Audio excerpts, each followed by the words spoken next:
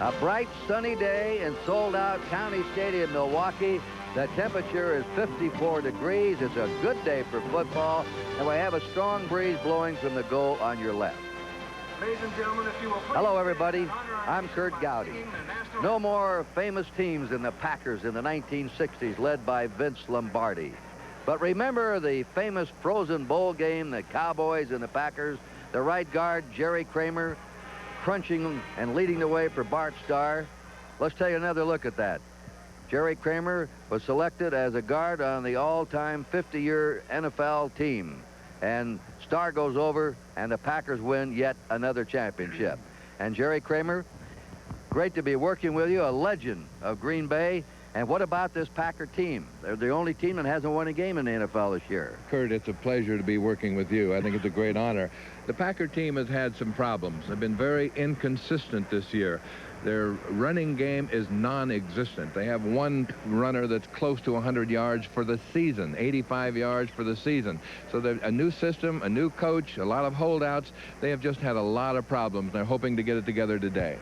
Been an exciting year for the Commonwealth. Governor Dukakis running for president. The Red Sox are in the American League playoffs, and the New England football fans finally get their wish. Doug Flutie will start at quarterback. He earned it with a great fourth quarter performance against Indianapolis last week, and he won the game on this play coming up as called by Steve Grad of NBC. Flutie 11 for 15, 134 yards, a touchdown and interception, 7 straight completions for the Patriot quarterback. 3rd and 1, 6 out of 16 on 3rd down completion. 20, touchdown!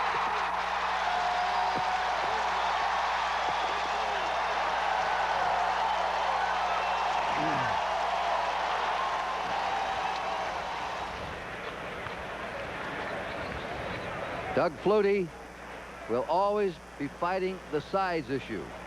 5 feet 9 3/4. There he is, number 2. He points out that Fran Tarkenton was about 5'10" or 11, and he was a pretty good quarterback for the Vikings and the Giants in the NFL. Have you ever seen him play, Jerry?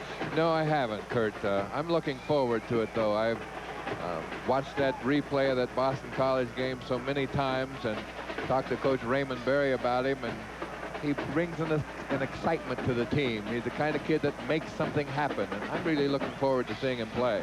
I think reserve running back Craig James is quoted in the papers last week. He pretty well summed it up. He said you never can tell what he's going to do. He didn't fit the college scenario or image of the quarterback.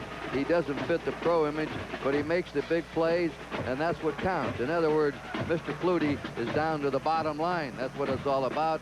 And there's his coach, Raymond Berry, who has not committed himself beyond this week. We'll see what Flutie does today. And Berry said he deserved it. I want him in there. What about the future? I don't want to talk about it right now. There's the new coach at Green Bay. Coach Lindy Infante has installed a new system here, pretty much pass-oriented. Has tried to win by throwing the ball the last 5 weeks and has been unsuccessful. Would like to run the ball a little bit more today. Has a new quarterback, Don Mikowski, who will run the ball. He'll run it outside, inside. He'll take it down, pull it down, and take off with it. So we got 2 exciting young quarterbacks out there today. In 5 games this year, the Patriots have just won the toss, by the way. In the Patriots schedule, the team winning the coin toss in each game has eventually won the game. That might be a good prelude for the Patriots because they won the toss. And they're going to be receiving. This wind has changed around a little bit. It's a crosswind now coming right across the field toward us here in our NBC booth. So the Patriots want the ball, and the Packers will be kicking off.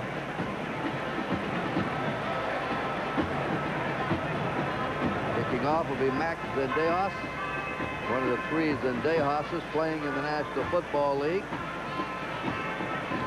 Max has been having a few problems this year also. They've had problems with the running game, with the receivers dropping the ball. Max missed 3 or 4 field goals, missed an extra point last week. So the whole team has been inconsistent, unable to sustain any kind of offensive drive or offensive move. This kickoff is sponsored by Budweiser, the king of beers. And here's the boot. And rookie Sammy Martin, 1 yard deep, comes out to the 10, 15 to the 20. and is buried there at the 21-yard line. The Packers haven't had a lot of trouble on defense. They rank up there in the middle of the pack in the National Football League. Blaze Winter made that hit for the Packers. It's been their offense that has suffered. A return of 22 yards. Here's the lineup for the Patriots. Flutie at quarterback. Perriman is the fullback. Good blocker. Stevens, a rookie, will be the tailback or halfback. Fryer and Morgan are the wide receivers. Lynn Dawson is the tight end. Fryer is spreading to the right. Morgan to the left. They're in the pro set, and Flutie puts them down. There was the offensive line. Perriman, the fullback, gets the call, and he surges up to just short of the 25. Perriman is a sort of a rarity among the backs coming out of college now. Alfonso Carricker is the left end. Blaze Winter is the nose tackle. Robert Brown is the right end.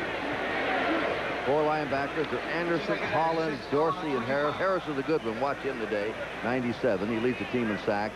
Lee, Brown, Murphy, and Stills. The Packers secondary. Patriots have a 2nd down, 6 on their 25-yard line. We're just underway. Flutie on the play action is going to throw, steps up and tosses it. He completes it to Morgan crossing, and Morgan's out of bounds on the 46-yard line of the Patriots. Taken out there by Dave Brown. So on his first pass, the little guy hits it. And the veteran Stanley Morgan. They've got to get him more in the ball game, Jerry. He hasn't, look at, he's had only 12 catches. He's been one of the premier receivers for years in the National Football League. Has been a very consistent performer, Kurt, year after year after year. It's interesting that Flutie stayed in the pocket that time and actually considers himself a pocket passer. Well, that's what his coach Jack McNell said at Boston College. You all call him a wild scrambler. He can be a pure pocket passer until he gets in trouble. That's Stevens, the rookie. He's got about a yard when he's taken standing up there at the Patriot 47-yard line. Stevens is a combination of power and speed. That's why they drafted him number 1. He weighs 220 and runs a 4.440 out of Northwest Louisiana State, and he can block. I was about to say, most of these backs coming out of college are just runners. They pitch him the ball or hand it off to him. They haven't learned to block. Now Stevens goes out. And Craig James replaces him. James is an excellent receiver. 2nd down, 9. Patriots on their 47. No score early. James going in motion. Flutie will throw. Quick one out to James, and he can't hang on to it. Craig James had a knee surgery last year. 3rd and 9. When you see James come in, it means they're usually going to pass. Dave Brown, the veteran right cornerback, helping break up that play. Brown is in his 14th year. An all-time great at the University of Michigan. 3rd and 9. Patriots on their 47. 3rd and 9. This is a situation, of course, Raymond Berry would like to not see. 3rd and 9, the pure passing situation. They've got Sammy Martin, the rookie, in. Cedric Jones is in. 4 wide receivers in the game right now. Great drop back. Here's Flutie scrambling out of the pocket. 45, 50, and just as short of the 1st down as he edges over the Green Bay 45. And Jerry, here's an example of how he can scramble. I don't think I've ever seen a better one. Tarkenton was a great scrambler, but he's really cute with the feet. It's interesting how the Green Bay defensive linemen try to keep him inside. You see this containment from the outside, make him go up the middle. That works to a certain extent. It kept him from getting the 1st down, but you're right, Kurt. He will scramble, and he does a great job at it. Well, they're going in punt formation. Beagles, who has outstanding hang time. He gets that ball up there. He's averaged 39 yards a punt. He replaced Rich Camarillo now with the Rams. Trying to pooch it up. A fair catch being called on the Pack 14-yard line by Walter Stanley. And the Packers will put the ball in play deep in their own territory. We'll have a timeout here at County Stadium, Milwaukee, with a score of the Patriots 0 and the Packers 0.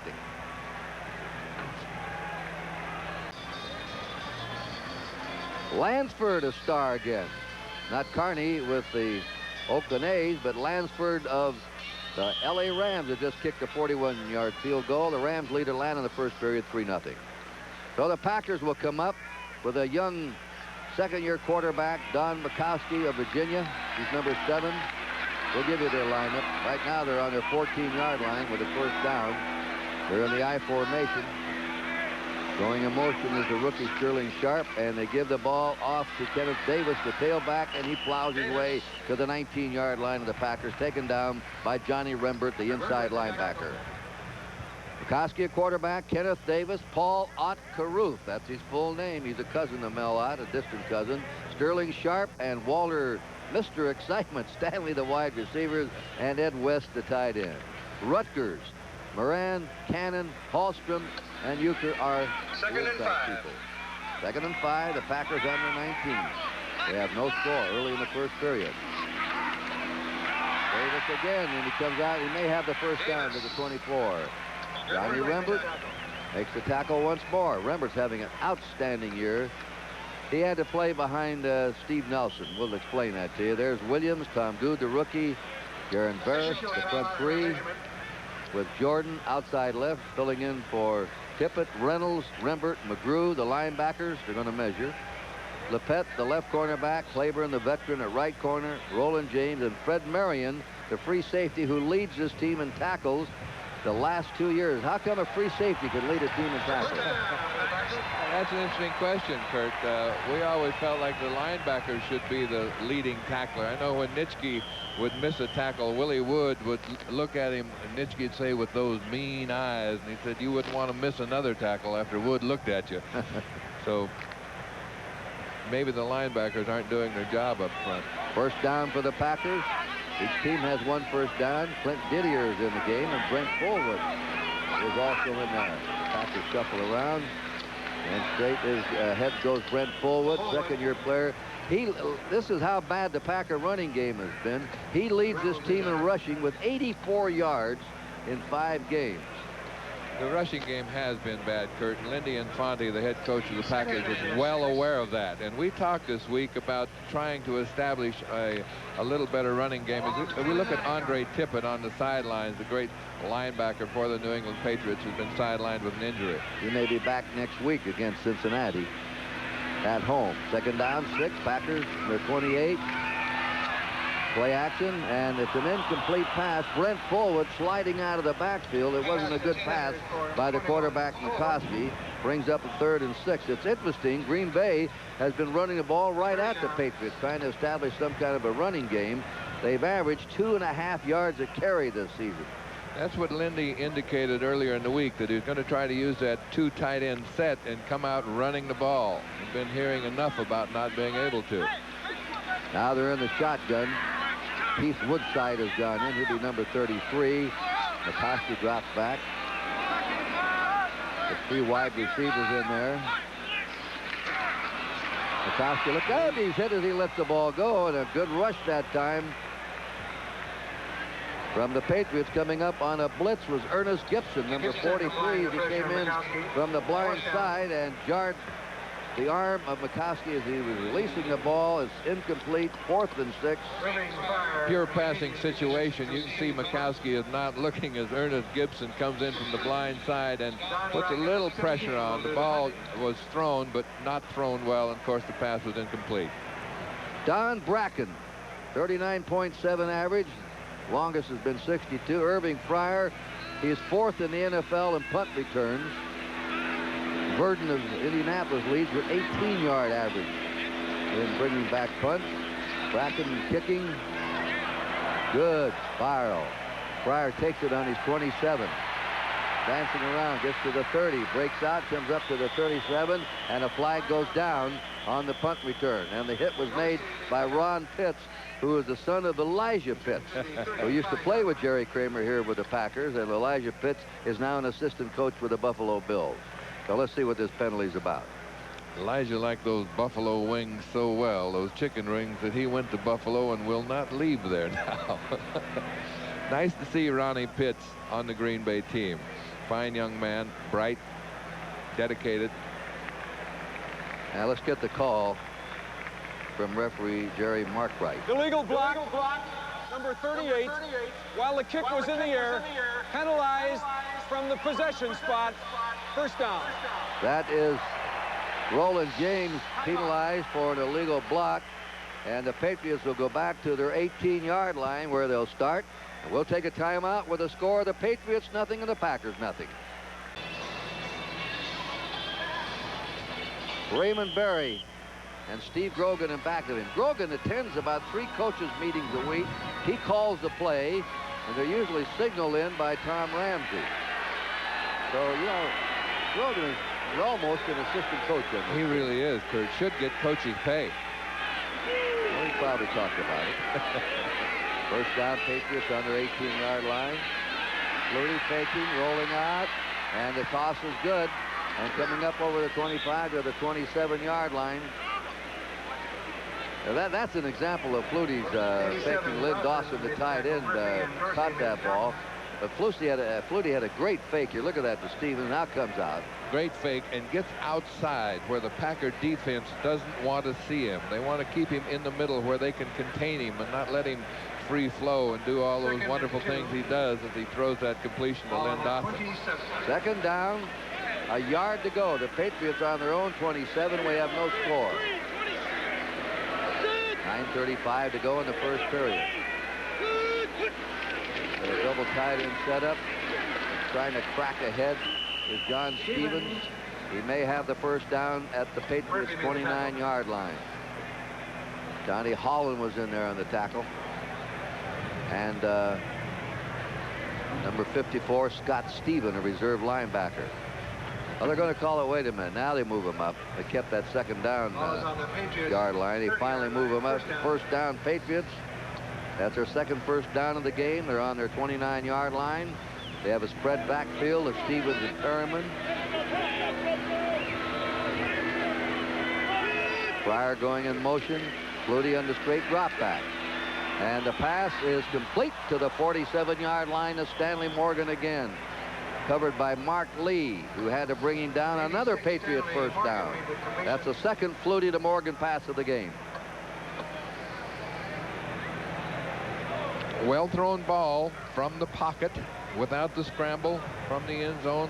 Watch with us as Flutie goes back. It's good protection, good time, and throws the ball over the linebackers to Stanley Morgan. Nice catch, nice reception, first down.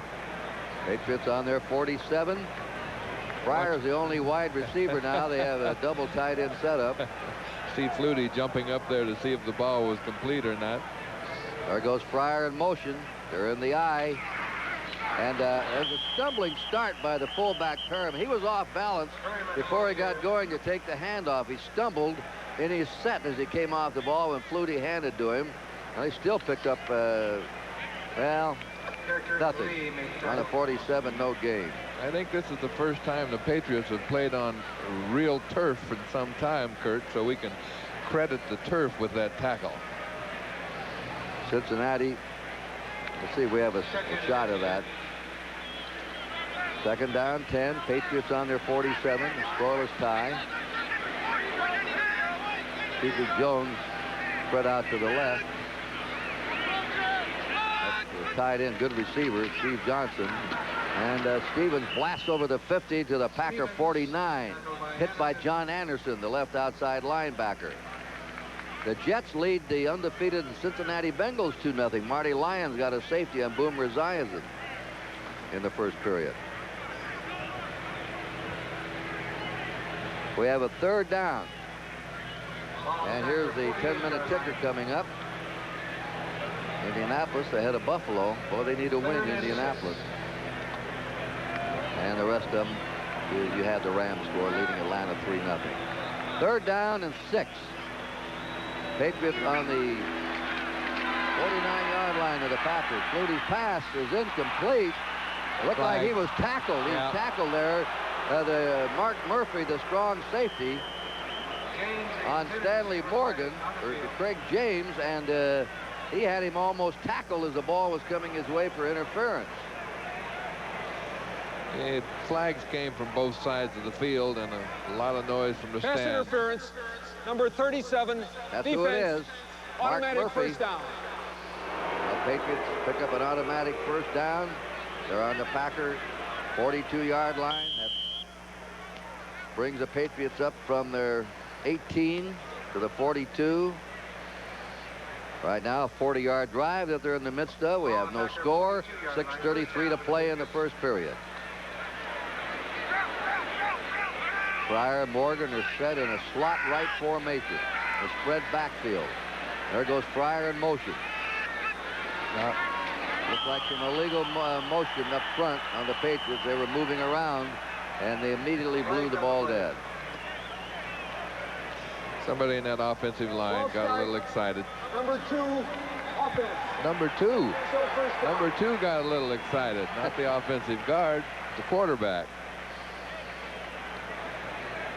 Flutie in that fourth quarter. Here it is. Now let's watch him. It takes a little time to get the rhythm and get everything right. And it's just, you know, he's a little quick, and maybe the center's a little slow, and it's a natural thing, having not started the game since last year. You look at Coach Raymond Berry on the sideline in the red sweatshirt there, and he's not thinking it's a natural thing. Flutie has hit 3 out of 4 passes so far for 47 yards. 1st and 15 for the Patriots on the Packer 47. In the shotgun. It's complete at the 41 of the Packers to Reggie Dupart coming out of the backfield with John Anderson covering him in the linebacking position. 2nd and about 10. That puts it on the 41 and makes it 2nd and 9 for the Patriots. Patriots have had pretty good possession time in this first quarter. Pretty balanced attack too, Kurt. They're running the ball fairly well and throwing the short passes, maintaining possession of the ball, moving the ball well. Well, they've been about 50-50 this year in rushing and passing, which is what coaches strive for. There may be a Packer offside. They jump. Flutie comes out of the pocket, goes to the 40, to the 35, still running, slips away, and is dropped at the 31 of the Packers. He appears to have a first down. Mark Murphy had to bring him down. That's twice he scrambled up the middle for pretty good yardage. And Caracker, the left end, I think jumped offside. Number 76. Offside, number 76, defense. Penalty declined, first down. So the Patriots decline the penalty, and on Flutie scramble, they pick up the first down. They're on the Green Bay 31-yard line. They've got a good march going now. A couple Green Bay mistakes. Flutie obviously had a free play on that. He saw the offsides and knew that the worst they could do was gain 5 yards, so take a shot and see what happened. Morgan spread left, Fryer right. Flutie fumbles the ball, picked up by Stevens. Stevens still going, and he turns the play into a little bit of something that looks like a disaster. Ken Still wrestled him down. And the ball will be on the Packer 26. He gained 5 on the fumble that bounced right up to him out of Flutie's hand. Now this is just a botched snap. Maybe Flutie's coming out again a little quick. Stevens there very alertly picks up the ball and makes about a 5-yard run out of nothing at all. A great effort by the young rookie. 2nd down 5 for the Patriots on the Packer 26. No score. 4:24 in the first period. Stevens again, he's upended for no gain at the 26 by John Dorsey. Right inside linebacker, 5th-year player from the University of Connecticut. 3rd down and 5. John Dorsey replaced Brian Noble when Brian was holding out for all of the preseason and the four regular season games, and Brian's going to have a little bit of problem getting his job back. John Dorsey has done an excellent job at linebacker. The Patriots are 1 out of 2 in 3rd down conversion attempts. They're 40% for the season. Pretty good average. The average is about 35% in the NFL. They've got Craig James in there, Sammy Martin. They're a 4 wide receiver setup out of the shotgun, and the toss is wide at the 20-yard line. The play was covered out there. Pass intended for Morgan. It was covered by Mark Murphy, and now the field goal team is coming on. Watch Stanley Morgan, the wide receiver, will break to the outside. Mark Murphy, the free safety for Green Bay, right on top of him. excellent coverage, but the ball was a little overthrown. We're going to see a field goal attempt by Teddy Garcia. He's hit 5 out of 7. His fault has been, they say he hurries too much, but he has a very strong leg. He's kicked one 50 yards. This will be a 44-yard attempt. The kick is up. He drives it, and it is good. And the Patriots grab the lead, 3-0, with 3:28 to go in the first period. So that's 6 out of 8 this year for young Tony Garcia. Timeout. New England 3, Green Bay 0. To the sheriff's office, please. 3-0. Patriots over the Packers. Garcia will kick off. Strong leg. He reaches the end zone. Brent Fullwood and Patrick Scott are deep for the Packers.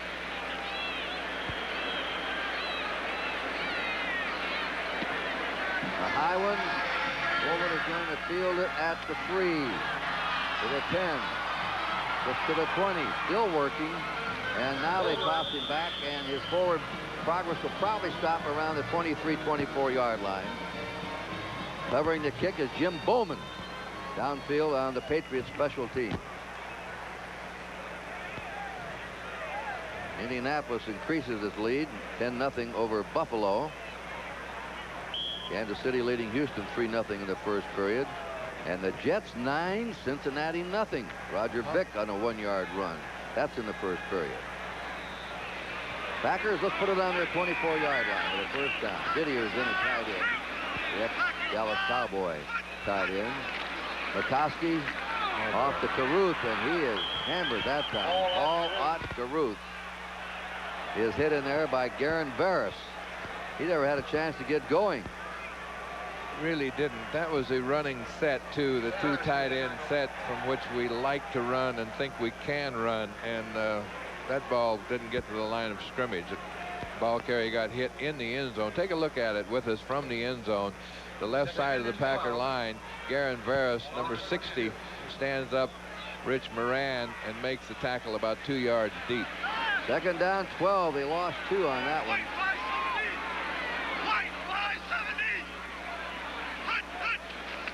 They called an audible. A quick out pattern is complete to Sterling Sharp.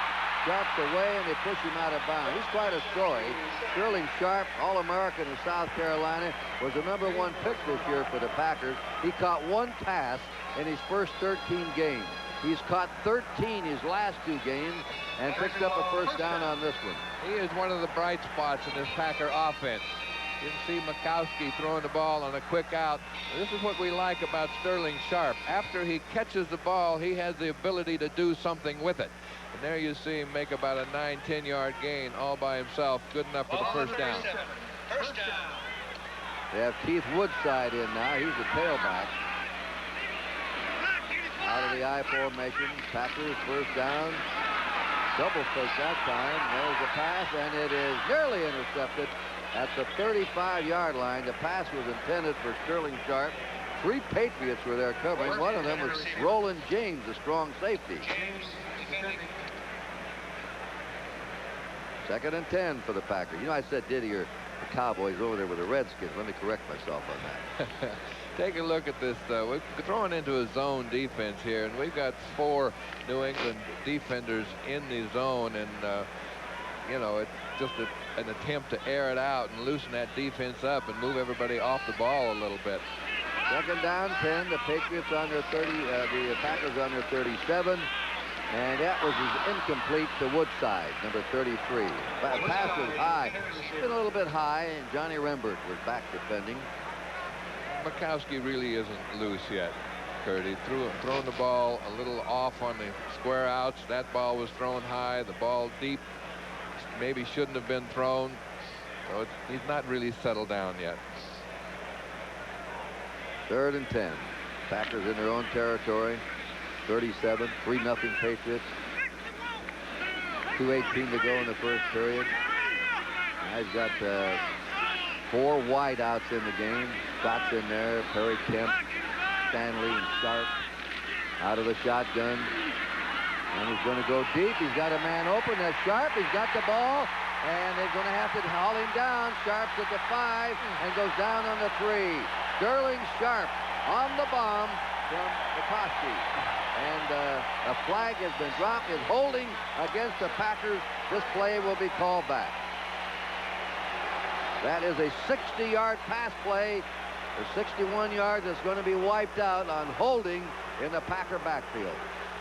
Holding, number 57, offense, third down. It's on Rich Moran, the left guard, who dropped back on pass blocking, committed a very costly penalty. And Rich is disputing the call a little bit. We saw Garen Barris overcome Rich a moment ago. We don't know if that's what happened again, but obviously it was a holding call. And Rod McSwain, 23, has been nagged right now. They're attending him. So while we're waiting, as they attend McSwain, the Packers regroup. Timeout with a score. The Patriots 3. A shot of the holding penalty very quickly. Number 60, Garen Barris, defensive end, being held by Rich Moran, 57. Rich is disputing that call a little bit, and it didn't look like a bad holding penalty. 3rd and 20 for the Packers from their 27. 4 wide receivers from the shotgun. Matowski is high, and the hit is Perry Kemp immediately. First-year player who's caught 15 passes this year. University of Pacific in California. And they're short of the first down, and now the punting team is coming on. Jim Bowman made that hit. He's a hard hitter, the 4th year for the Patriots from Central Michigan. John Bracken will do the punting. The line of scrimmage is the 37. It's 4th and 10. Don Bracken the punt. First punt was 43 yards. Irving Fryer is going to be looking up in the sun. Takes a good athlete to play safety in college and the pros. You have to, first of all, be able to catch the ball. Those punch, twist, and spin. Fryer looking up in the sun. He's blinded. He couldn't see it. And it's bounding around. And the ball is fielded on his 60. He did a good thing. You know, when you're blinded like that, why take a chance? Absolutely, Kurt. Get away from it. 17-yard line. 47-yard punt.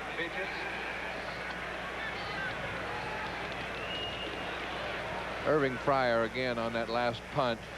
Gets back, looks up directly into the sunlight, decides here that he's lost the ball right about now and says, hey, I'm getting out of here. And quick. Intelligently does the right thing. Now the Patriots will put the ball in play on the 16-yard line. Packer fans coming alive. Last time the Patriots had the ball, they had a drive that consumed over 6 minutes. They went 56 yards in the drive. It culminated in the field goal. Doug Flutie's pass. Look down. He threw it right into the hands of Mark Murphy. And the Packers intercept. It was intended for Robert Perriman, a big break for the Packers. They had a bad break with a 60-yard pass play called back. That ball sort of wobbled out. I wonder if it was hit. I wonder if he was hit when he let it go, or it was a little bit deflected. Either one, Kurt, because that ball was wobbling like a wounded duck. Now, it either slipped out of his hands or was tipped at the line of scrimmage. You can watch with us as we see from the end zone as Flutie goes back. Don't see it, but watch this ball. It just kind of dies up there. Mark Murphy makes the interception, and watch who makes the tackle. Number 2. Watch again from another angle. Watch him see the interception, and he takes off to make the tackle. This is a tough, hard-nosed kid and a competitor. All right, first down, Packers on the Patriot 12-yard line. We've had our first turnover in the game. Bruce brought down by Garen Barris, who knifed in from that right end. The Patriots thought Garen Barris should have made the Pro Bowl last year. He really had a great season for the Patriots, playing defensive right end. Had a fine year. Those Pro Bowl things sometimes go a little more to winning teams than they do to the deserving players. And that's natural and normal. So the first quarter is coming to an end in County Stadium, Milwaukee. And the score with a timeout is New England 3 and Green Bay nothing. On the Patriot 10-yard line with a second down and 8. We had one turnover. There's the man that intercepted the pass. Mark Murphy. Bald head, Mark Murphy. Number 37. What a great competitor. He gives you 100% on every play, not only in the football game, but on the practice field. If every Packer played like Mark Murphy, they would not be 0-5. Woodside is in the backfield. Caruth is the lone setback right now. 2nd down, 8 for the Packers. Kowski's going to throw. They got a rush on him. He's scrambling away. Now he'll throw on the no. He doesn't throw. They hit him. He falls forward to about the 7-6-yard line. Lawrence McGrew is putting the heat on him from the right outside linebacking position for the Patriots. Fought the ball on the 7 of the Patriots. There's your stats. The Patriots, neither team rammed it down each other's throat on the ground. Patriots have the edge. Total yards 84-39, and as we said, they had the ball 9:37, possession to 5:23 for the Packers. It was a Patriot first quarter, but now it's the second quarter, and the Packers are on the Patriots 7-yard line. 3rd down and 5. Scott and Stanley are in the game. Wide receiver. That's Sterling Sharp running around in motion. McCoskey fading and throws. Oh, it's dropped. Patrick Scott dropped it. They dropped 9 passes last week against Tampa Bay. They've had the dropsies all year long. They can't understand it. Ernest Gibson was covering. Boy, that's discouraging to a team and to a quarterback. This has plagued the Packers for the last several weeks. Right across the middle. Ball is well thrown. Right exactly in the hands. It's maybe just too easy. Patrick Scott feels worse than anyone on the field or in the stands. Then Dayhoff for the point, for the field goal. 25-yard attempt. The kick is up, and the kick is good, and we've got a tie game. Then Dayhoff had kicked 3 out of 7 previously. So the Packers tie it with 13:58 to go in the half. New England 3, Green Bay 3.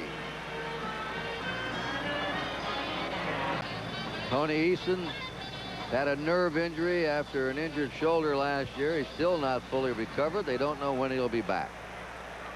Tough break for him. 14-7, the Redskins lead Dallas. Mark Rippon has thrown 2 touchdown passes. Nothing wrong with him. Some of the other Redskins have failed, but not the rookie quarterback who replaced Doug Williams. Marvin Allen, the rookie, coming out, finds the gap, but almost shot through and goes to the 24-yard line. Allen's a tough kid, 215-pounder, a rookie from Tulane, number 39. That's a 22-yard return. So here's the 10-minute ticker. Cincinnati's come back. Looks like they missed the extra point. Seattle-Cleveland tied. Indianapolis needing a win badly, leading. Kansas City over Houston. The Bears, McMahon threw a pass to Dennis McKinnon. The Rams lead Atlanta. 14-7 we just gave you, Washington, Dallas, and the Vikings 7, Tampa Bay nothing. Ball on the 24, first down. Patriots on their 24-yard line, first down. Stevens with Perriman in the eye. There goes Perriman out. Flutie to Stevens. Stevens cuts around. He's at the 25 to the 30. Good move. You saw his acceleration as he started off left tackle and saw a little gap outside, and whew, away he went. That's what they like about it. That's exactly right, Kurt. The ability to, when it's clogged up on the inside, as this is, we watch Flutie now. The handoff to Stevens, number 44, and things are kind of messed up on the inside. A little move outside, and the acceleration and the speed to pick up 9, almost 10 yards on a play that might not have been anything. They have second down, a yard to go. Stevens has averaged 3.6 yards to carry this year. Leads the Patriots in rushing with 237 yards. And Perriman trying to get that first down, trying to move the pile. He may have done it. He just is short of the 35 of the Patriots, with Tim Harris leading the charge for the Packers, 97. Harris has 27 tackles this year, tied for first on the Packer team, and he has 3 sacks. He makes big plays, a third-year man out of Memphis State. The first down for the Patriots. When Tim Harris finds out how good he can become, he might really be something. Big, strong kid, 6'5", 245, got speed.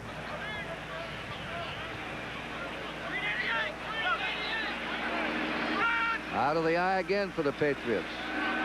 Tight end Johnson in motion. Stevens racked up. Stevens Boy, he's hit hard there. Blaze Winter, 68, and Alfonso Carricker, number 76, made the stop. Carricker had a hard hit on him. New England's had 6 first downs in the game, and Green Bay 2. Watch the nose tackle. Blaze Winter, number 68. Difficult job, difficult chore. He and Alfonso Carricker, number 76, sandwiched the ball carrier for no gain. That's what that nose tackle's supposed to do, clog up the middle. Create a vacuum there. Dupart has come in for the Patriots. And Flutie getting away from Harris. Flutie throws. It's complete into Packer territory and trying to race away with it. Dorsey's on Morgan. Morgan open in the zone right down the middle. Flutie hit him. That was a good pass. Flutie scrambling around, had to throw in the one. A 24-yard pass completion. The third reception for Stanley Morgan in this game, and they're going to him. He hasn't seen much of the ball this year. Now they take him out. He's having a big day today, but Flutie does again what the Packers don't want to see him do. He's in the pocket, but he is not contained. He gets outside. He's got all the room to maneuver. He's got great speed, great quickness, great presence of mind, vision. Throws the ball down the field to Morgan. Tiger Green comes up and gives him a lick right here, but doesn't make the tackle. Flutie, after a play action, they're all after him. He throws on the run. He's wrestled down. And in there on him was Tim Harris, but a hard charge, and also Carricker. There's Harris. He's a good pass rusher, Jerry. He's got quickness. For that size, 6'5", 245, he is quite a linebacker. Watch him here, 97 on the right of your screen. He gets a hold of Flutie, and this is a kind of a close call here. It could almost be called grounding or throwing the ball away intentionally, but it is not called. Of course, Harris very upset over that. They've changed that intentional grounding rule quite a bit in recent years. If you throw the ball away to avoid a loss, that's intentionally grounding. There's Pryor going in motion. Here's Dupart trying to get outside. He's a 35, and he slices out of bounds. He may have the first down inside the 30. He's taken out there by Chuck Cecil, a rookie from Arizona. Reggie Dupart. Nice running play by the Patriots. Sean Farrell, number 62, the left guard, right in the right of your screen, coming out here to throw a block on Brown.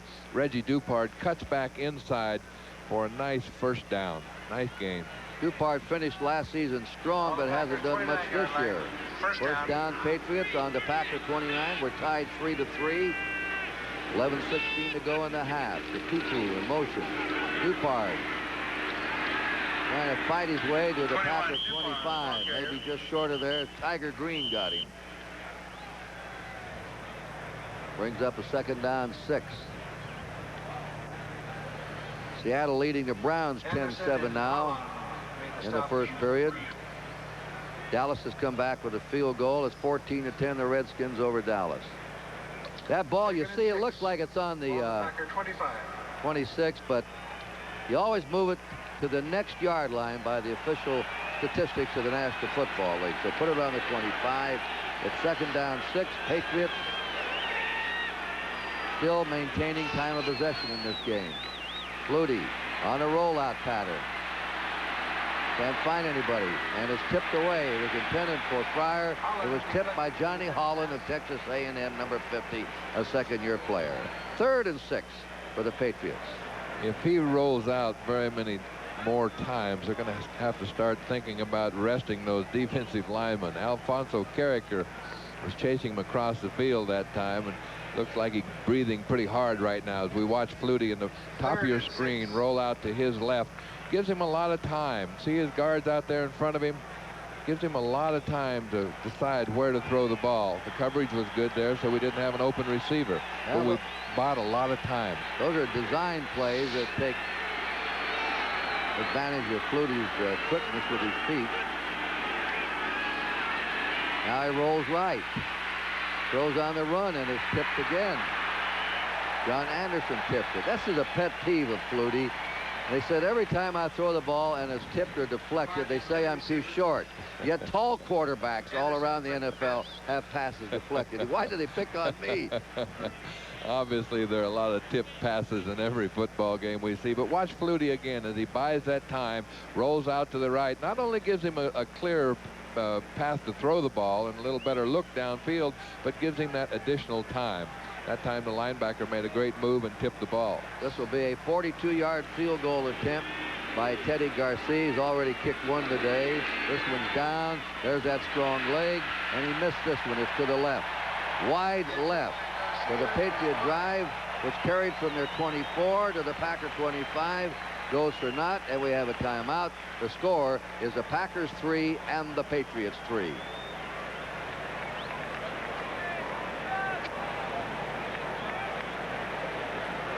Oh, boy, that's close. So a timeout as he just missed, and the score is 3-3.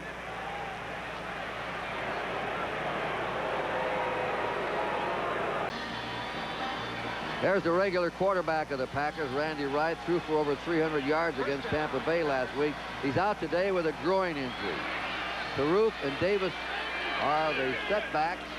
McCoskey, the second-year quarterback, throws, completes it to Davis, and he fights his way out to the 35 of the Packers for a first down.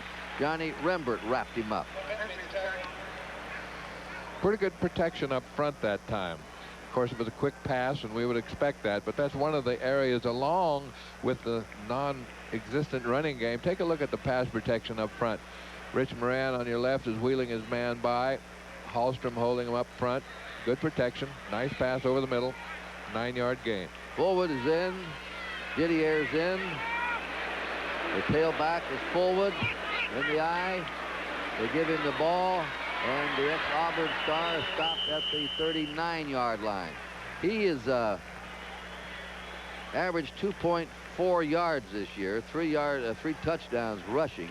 The Packers are trying to improve their running game. Drafted Davis, number 2 in '86, Fullwood, number 1 in '87, and Woodside, number 3 in '88. And none of them, well, I don't think they've had much help.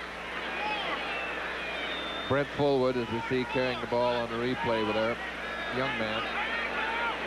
And down 7, Packers in the 38. We're tied here 3-all. McCoskey broken up at the 47-yard line, intended for Sharp, and broken up by Ronnie Lepet, who's become an outstanding left cornerback. In fact, Jerry Kramer, recently Jerry Burns, the coach of the Vikings, called the Patriots secondary the best of the National Football League. It's experience. When Lepet started out, they threw at him. There they are. Look at him. Look at the experience. They threw the ball a lot to Lepet and away from Claiborne. Now they're not going to Lepet's side and throwing more to Claiborne's side, who has 12 years experience. Lepet has developed into probably the finest defensive back on the team, Kurt. Absolutely right. 3rd down 7 for the Packers. He's getting time, and he cranks that in to Walter Stanley of Mesa College, a 4th-year player. It's a first down. Walter Stanley, very bashful, calls himself Mr. Excitement.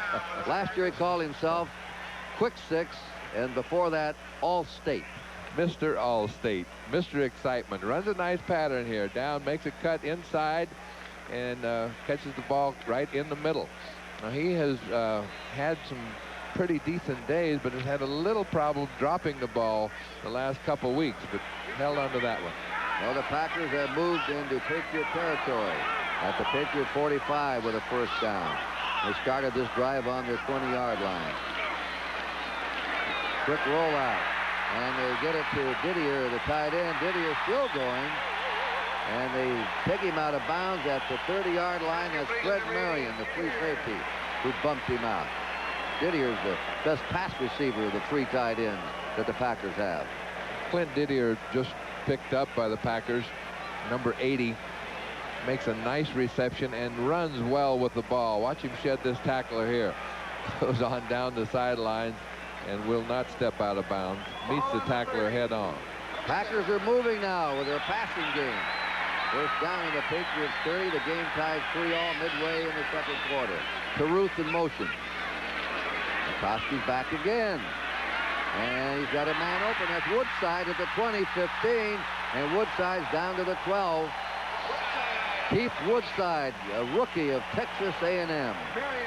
Marion made the tackle. for the Patriots. And the Packers are threatening to take the lead at the 13-yard line of New England. Here's our 10-minute ticker. Jets still on top of Cincinnati. Seattle ahead by 3. Look at Indianapolis pouring it on. Buffalo didn't get a touchdown last week against the Bears. Kansas City ahead. Bears lead Detroit. Rams 13, Atlanta nothing. Washington over Dallas and Tampa Bay, and the Vikings are tied. At the 13-yard line, first down, Green Bay. Fullwood. And they ride him down. Boy, that's good running. He moved them. He moved 2 or 3 Patriots. Ed Reynolds just stayed right on his back and finally got him down. But he picked up some valuable yardage.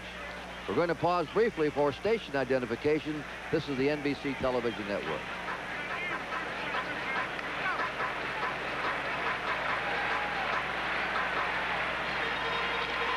Kurt Gowdy, Jerry Kramer here in County Stadium, Milwaukee. Packers threatening. They're on the Patriot 8-yard line. They have a second down, 5. Woodside and forward. Woodside.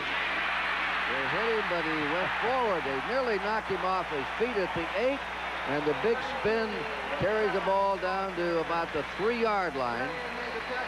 Now that's the kind of running action I like to see, Kurt. Watch Keith Woodside, number 33, get hit here close to the line of scrimmage. Bang, turns his head, keeps his balance, spins around, goes on downfield, picks up enough for the first down. That's the kind of running game this team needs. Green Bay has started on their 20. They're now at the Patriot 2-yard line, a first and goal to go. Forward is the tailback. Caruth is the upback. Forward. They hit him. And he nearly lost some yardage. We had a great charge there by Brent Williams. Tim Jordan came in from the left outside. That's Jordan, 93. On the 2, no gain. Second and 2 for a touchdown. McCoskey's completed 6 out of 12 for 82 yards in the game. Hank Buller, the defensive coach of the Green Bay Packers, on the sideline. Old teammate of mine. Forward. The fake to him, and McCoskey roars in. Great fake up the middle to Brent Fullwood, and the quarterback, Don McCoskey, rolls in for the score, and the Packers take the lead for the first time in the game. Boy, he really faked that one up the middle. Excellent fake, Kurt. Excellent fake up the middle, and this McCoskey is about as fine an athlete as you'll find playing that quarterback position. This is a young man that high jumped 6'11" in college. Zendejas for the point. Low snap, but he gets it up, and it's good. Watch this fake here on our rerun. He fakes the Fullwood up the middle and then rolls out. Gets the job done. 21, Fullwood going up the middle, up in the air, and Mikowski just moves outside and makes a nice move here to avoid that tackler and get it into the end zone. It's a fine young runner. All right, we have a timeout here in Milwaukee. 5:11 to go in the half. It's now Green Bay 10, New England 3. There's the story of the Packer drive that has put them in the lead. They had the ball over 5 minutes. Patriots in the first quarter had a drive that gave them possession over 6 minutes. Blair Keel, number 10, is the backup quarterback, ex of Notre Dame. Then Dejos' kickoff is coming to Marvin Allen at the 9. The rookie to the 20. Cuts through and gets it out to the 34 at the 25-yard return. Downfield to cover for the Packers is Joey Hackett. There's Flutie talking to Steve Grogan. They're looking at their game plan and plays. Grogan gives him his first selection when he comes in to take over the team on the 34-yard line. Brian Noble is in at inside linebacker now for the Packers. Flutie is 5 out of 11 for 78 yards in the game. We have Stevens and Perryman as the running backs. They get to trailing now, 10-3. Pryor was in motion. Play action. Flutie scrambling away. And he flips it out to Stevens. And Stevens tackled behind the line at the 29 of the Patriots. Blaze Winter. What a rush they had on Flutie. That's one time he couldn't get away, and he just dumped it off. Tim Harris was in rushing him from the right outside linebacking position. What great presence of mind in the middle of this rush. Watch Doug Flutie, number 2, as he is rushed right here. Alfonso Carricker is chasing him. Now watch Flutie motion with his left hand. He's telling the back to move up a little bit, dumps it over his head, and prevents a large loss. Still suffers a 5-yard loss, but what presence of mind in the middle of a rush. 2nd down and 15 for the Patriots. Green Bay is taking over right now. They're fired up. They're playing harder on defense, and their offense looks better. Flutie's pass blocked.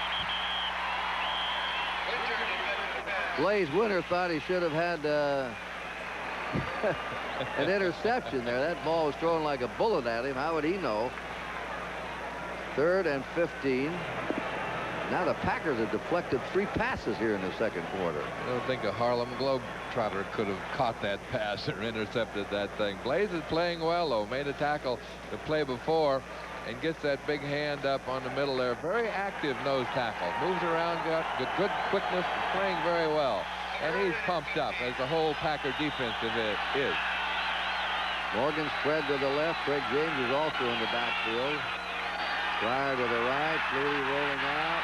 Throws it back across the field to James. He comes out to the 25, to the 30, hesitates, 35, and is out of bounds on his 38-yard line. It's short of a 1st down. They'll have to punt. Dave Brown, the right cornerback of the Packers, drove him out. 4th and 6, and the Patriots will get their punting team in.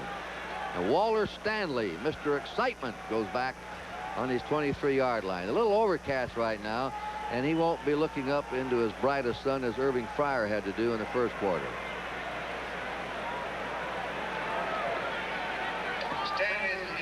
Beagle, sort of a crosswind there.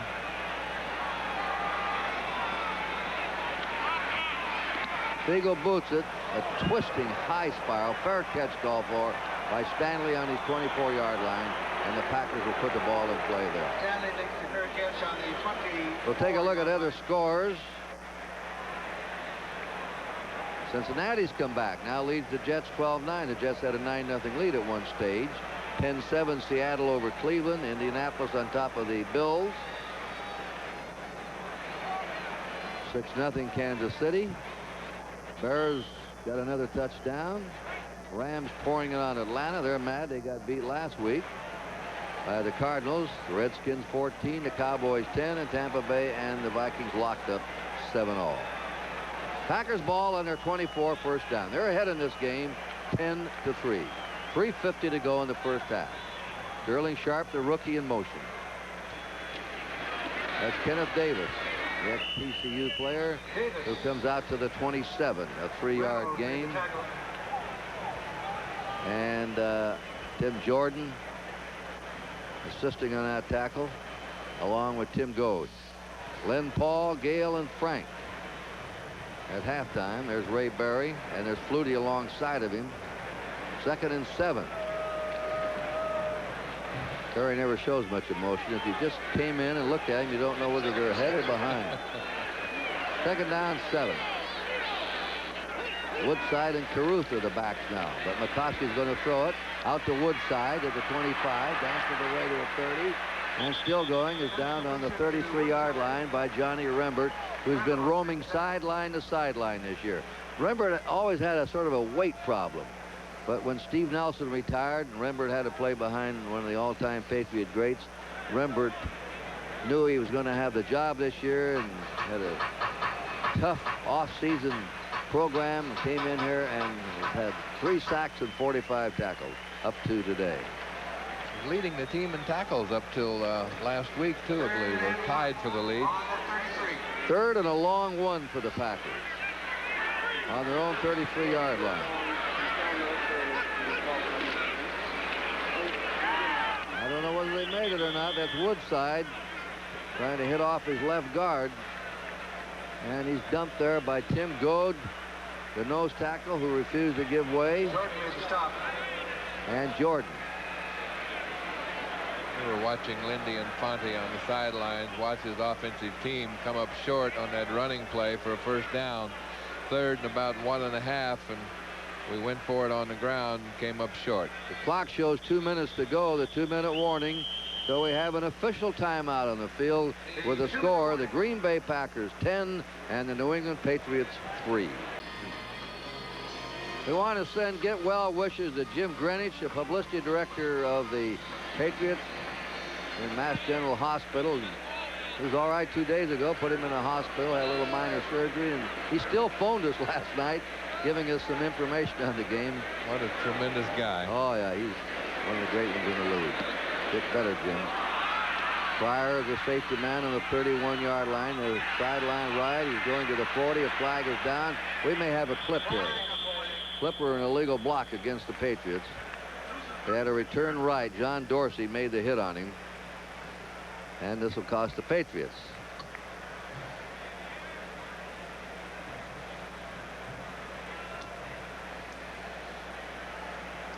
Illegal block, number 38, on the return, first down. That's on Roland James. That pushes the Patriots back to their 28-yard line, first down.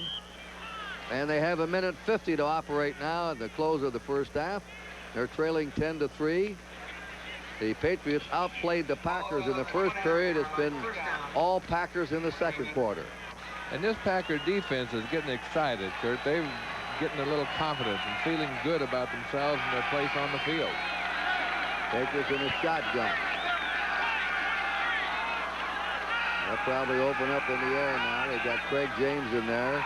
They give the ball off to Reggie Dupard on the run. He comes up to the 32 of the Patriots, and that's it.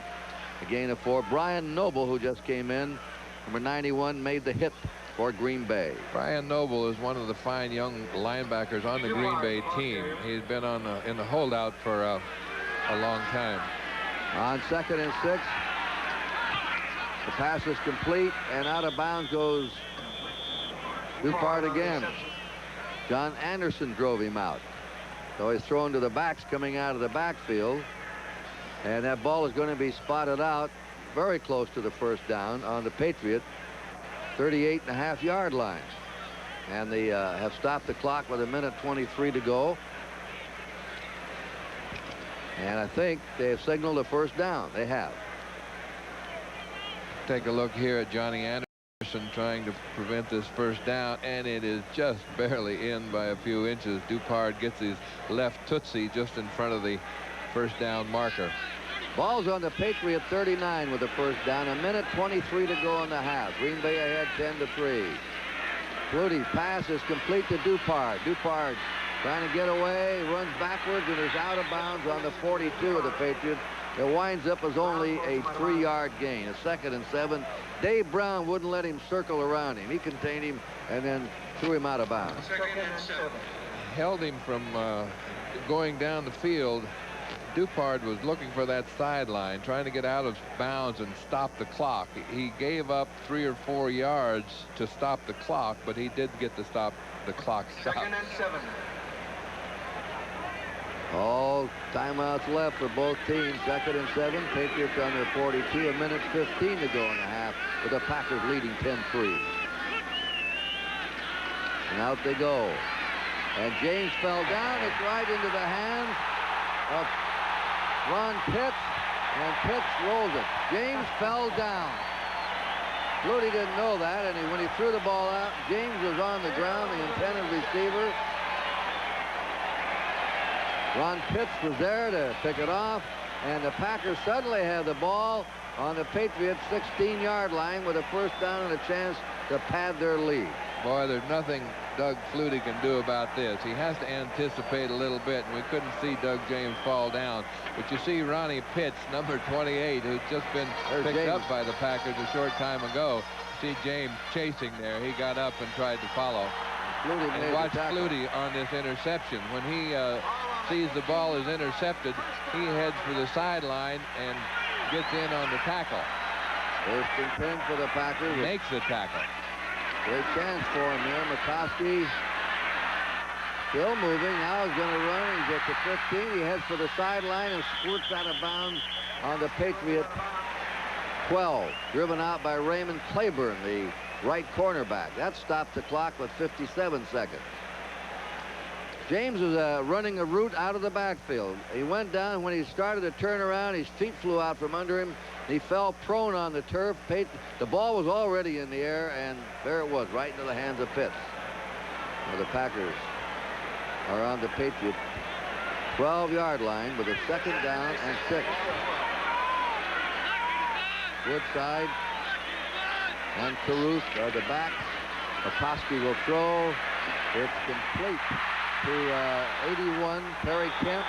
And Kemp goes out of bounds at the 2. And they'll have a 1st down. And goal to go. Ronnie Lepet tackled him. Perry Kemp, University of Pacific in California. 1st-year player. Now there are 49 seconds. Mikowski moving around well, gaining some time, running with the ball. Seems to have a good presence of mind down there, good vision. He's warmed up now. He's getting loose. He's throwing the ball better. Fullwood and Caruth are the backs. 1st and goal to go. They're going to throw it. McCoskey's pass is complete for the touchdown. And it's Joey Hackett, the tight end, that caught it. Joey Hackett. It wasn't a pretty play in that end zone, but it was effective, and it's a Packer touchdown with 43 seconds to go in the half. I kept waiting for the official to throw his hands in the air. I couldn't tell. It looked like it might have been a trap from one angle, and the official was a little slow throwing his hands in the air, but it's official now. Now the Packers have picked up 16 points in this 2nd quarter. That was a costly turnover by the Patriots here in the last minute and 15 or 20 seconds of the half. Look at him, McCoskey.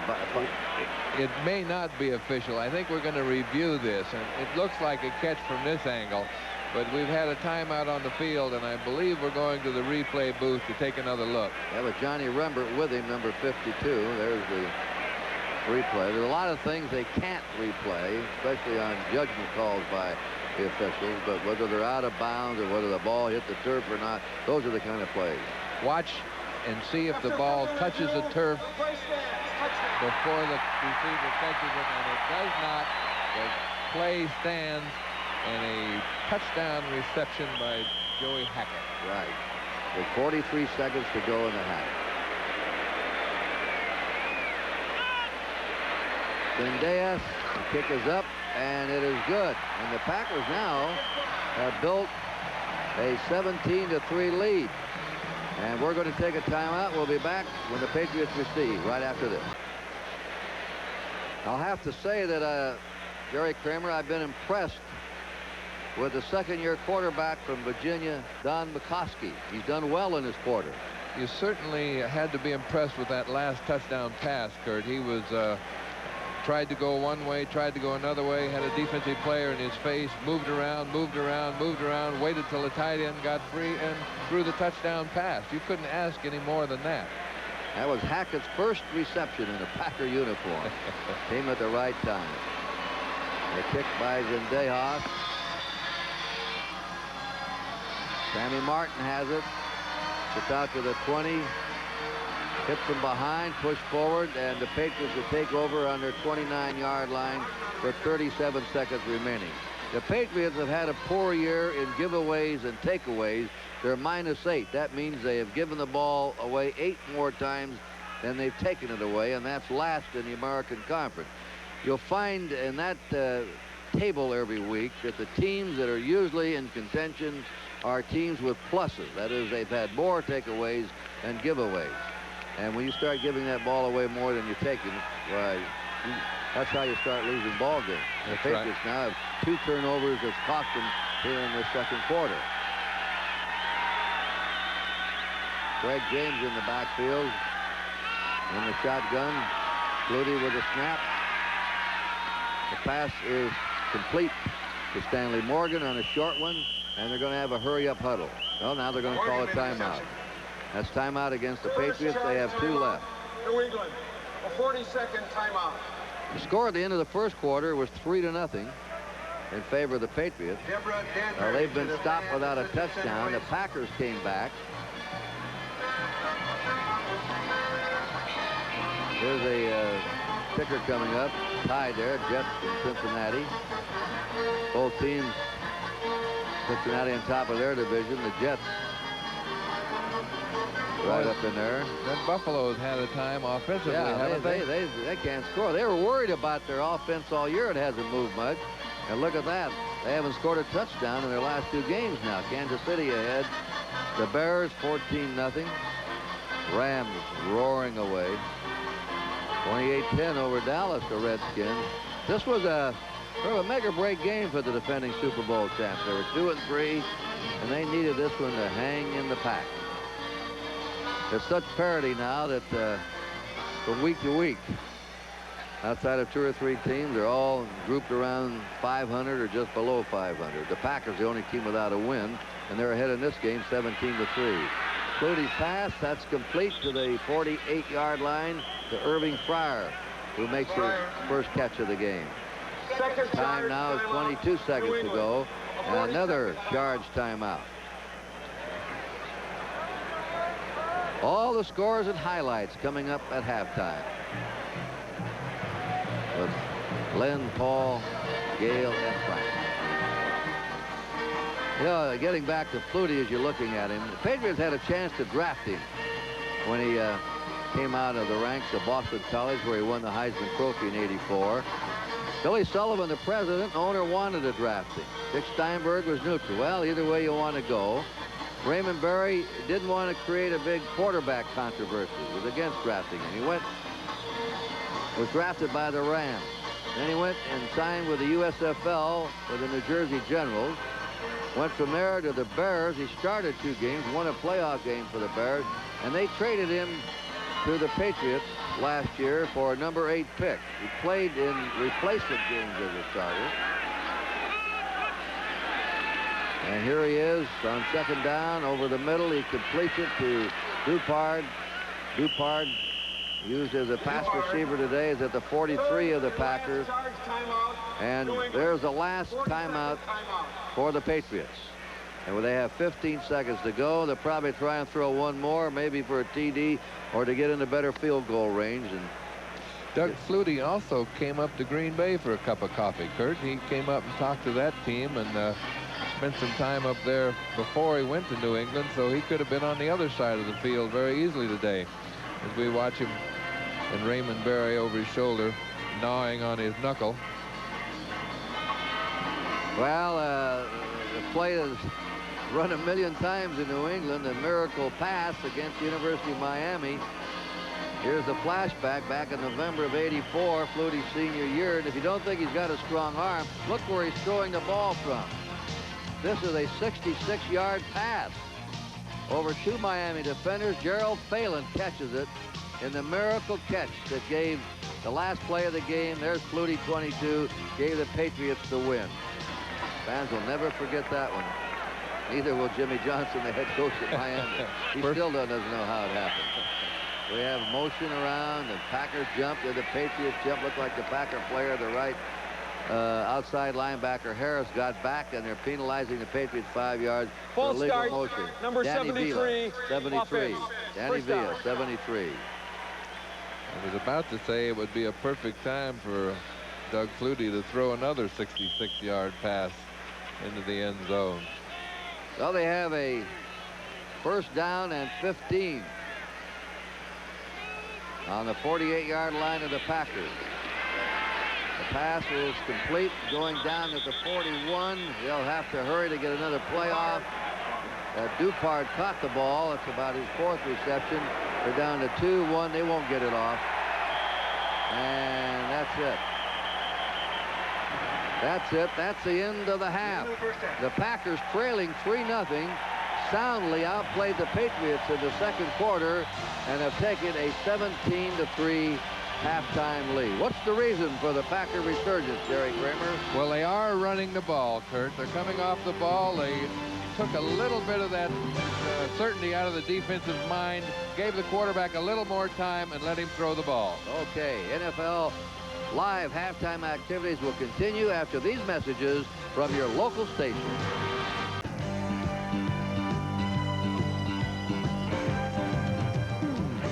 Welcome back. Well, Doug Flutie doesn't have the touchdown passes or the runs this week, but he does have 2 tackles in the game. But Green Bay on top. The big news being made in baseball, National League President Bart Giamatti has just suspended Dodger pitcher Jay Howell for 3 days. Not games, days for the Pine Tar yesterday, so I presume Tommy Lasorda right now doing a rain dance, because if the games get rained out, he can play. But the weather forecast is good in New York, and we assume it won't rain in Los Angeles for Game 6, so Jay Howell would be eligible Game 7 Wednesday night if there is a Game 7. Scores and highlights. Wild one in Cincinnati. Everything went wrong for Cincinnati, and yet they lead at halftime, 19-12. Here's how it went in the first quarter for Sam Weich's crew. Keep your eye on Boomer Esiason, and in the end zone is offensive lineman Anthony Munoz. Esiason goes back, trips over his own man. 2 points for the Jets. In fact, the Jets went up 9-0 in the game after recovering a fumble, but Boomer let him back. This one to Eddie Brown, 61 yards.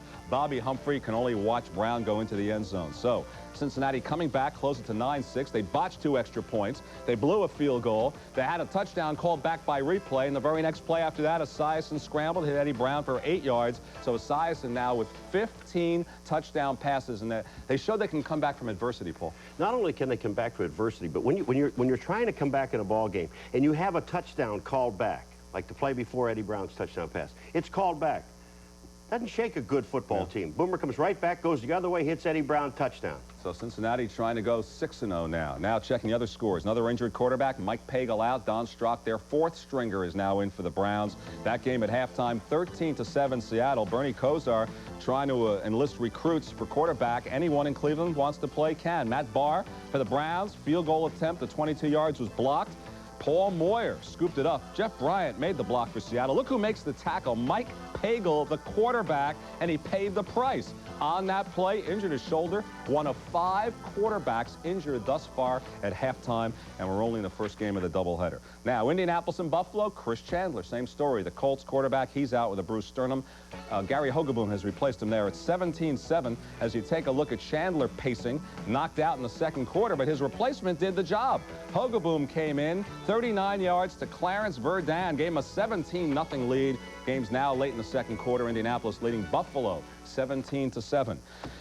Kansas City and Houston. Cody Carlson, the quarterback, knocked out for Houston with a fractured right thumb. Brent Peace came in. He's done terribly. The backup right now in Houston is running back Alan Pinkett. It's 6-0 at halftime, Kansas City over the Oilers. The game you're watching, Green Bay and New England. Green Bay leading at 17-3 at halftime, as Doug Flutie not turning in the magic this week, and Green Bay taking advantage and leading at 17-3 at half. Chicago and Detroit, both quarterbacks, McMahon and Long, knocked out of this game with knee injuries. McMahon also had a concussion. 17-0. Chicago is leading Detroit at halftime. The quarterback carnage goes on. Rams having an easy time. I don't think anyone's going to start showing up for games in Atlanta. It's now 27-0 at halftime. How easy is it to rush against the Falcons defense? Well, Greg Bell of Los Angeles rushed for 110 yards in the first quarter alone.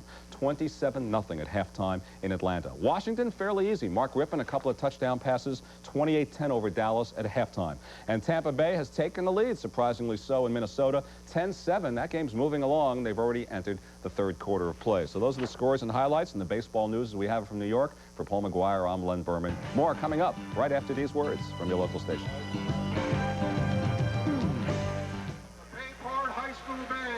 There's your halftime score. The Packers, who are the only winless team in the National Football League right now, are leading New England 17-3. The Patriots had a 3-0 lead at the end of the first quarter. We'll return after this message from the National Football League.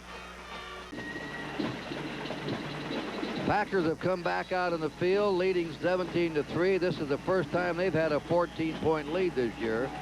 Among their 2 losses, 5 losses, 2 of them were to Tampa Bay, both by 3 points. And let's take a look. Here's McCoskey, the quarterback. This is the first Packer touchdown in the second quarter. That great fake in there to forward, and then McCoskey goes around the right side, evades the tackler, and takes it into the end zone. Another angle, Jerry. Looking from another angle from the end zone. Again, you see Forward dive into the air, kind of holds a Looking from another angle from the end zone. Again, you see Fullwood dive into the air, kind of holds the linebackers for a moment. Mikowski comes out, fakes like he's going to throw the pass, takes it down, and heads for the goal line. And this guy is going in one way or the other. The second touchdown was down to the other end of the field. I like the presence of mind Mikowski displays here. Watch him. He wants to go here with the ball. He sees this is covered, this is covered, this is covered, moves around, defensive tackle in the way, throws a nice pass across the middle to Joey Hackett, who goes down and takes the ball just inches off the top of the turf. Looking at it from another angle, Mikowski comes back. The guys up front are doing a good job there too. Now you got to have somebody blocking somebody up front to have that kind of time, and he has the time to look around and find the receiver in the end zone. Makes a nice throw, and Hackett makes a nice catch to bring the ball off the turf. That's his first pass reception, as we told you, by a Packer. There's Mikowski, who's playing in place of the regular quarterback, Randy Wright. Mikowski started 5 games last year. He was a runner. They don't want him to run as much, but he averaged 8.5 yards a carry. Doug Flutie warming up for the second half.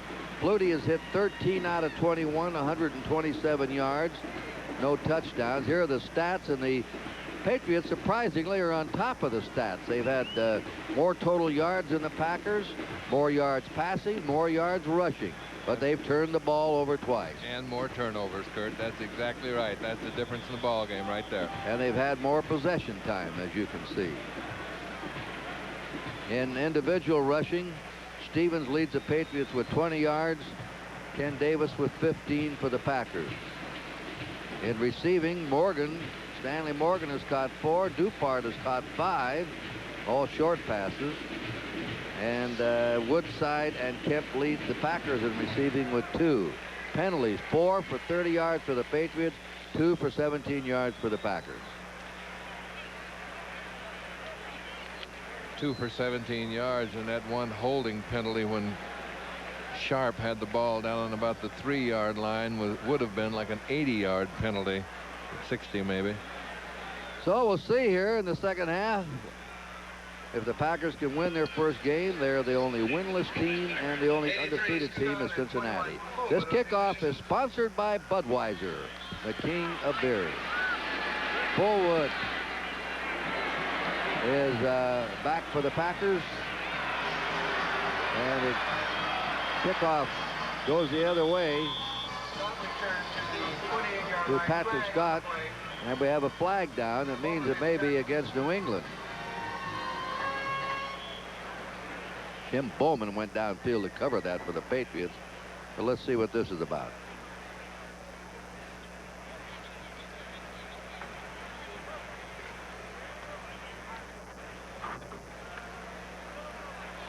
Face mask foul, number 28 on the return. 5-yard penalty, first down. That's a face mask foul on the Patriots, and that's called on Jim Bowman. So the Packers have the ball now on their 35-yard line with a first down. Ball's on the 35. First down. They have Fullwood and Davis. Fullwood is the lone setback. Mikowski played all the way at quarterback. Gives it off to Fullwood. Comes up to the 40. Running hard. Drives to the 42-yard line. Met there by Fred Marion. Lemberg made the stop. The free safety. Nice run by Brent Fullwood. Coach Lindy Infante and I were chatting the other day, and he said he really likes Fullwood's running ability. That the young man can run with the football. He's had a little problem picking up the intricacies of the Green Bay offense so far. Take a look at number 21, Fullwood, coming right at you. He gets stopped here by the safety and just will not go down. Now it's 2nd and 2. This is Fullwood again, trying to get outside, and they stop him right along the line of scrimmage. Good pursuit by the Patriots that time. As they ran laterally. Jordan on the tackle, number 93 for the Patriots.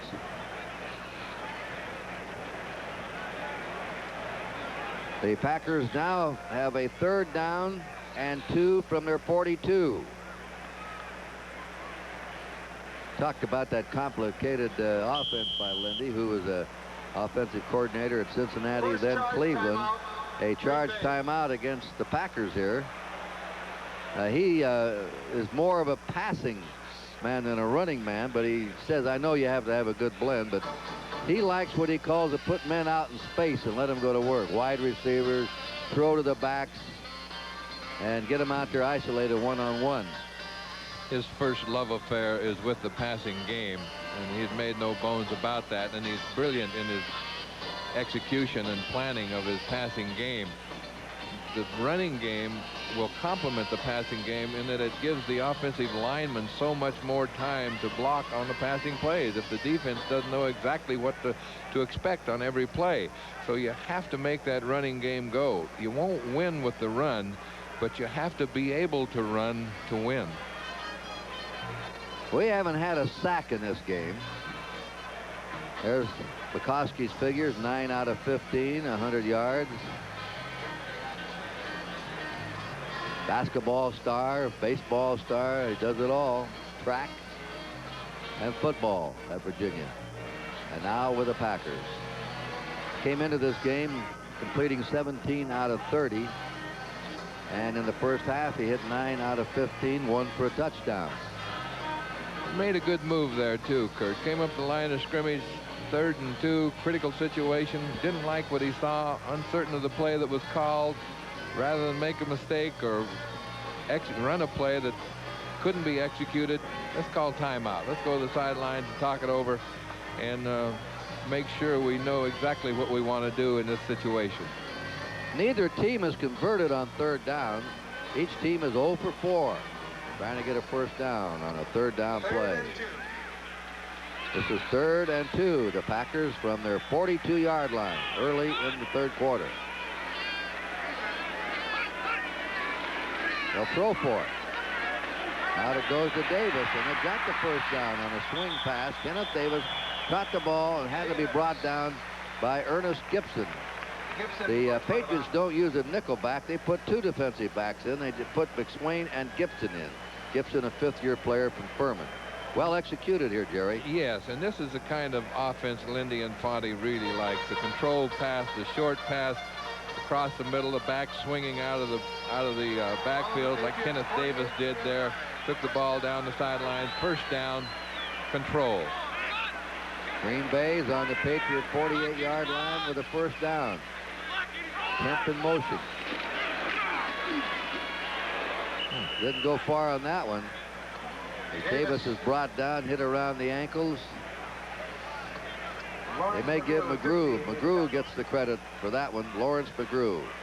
10-minute ticker. Cincinnati undefeated. Moves ahead of the Jets after trailing.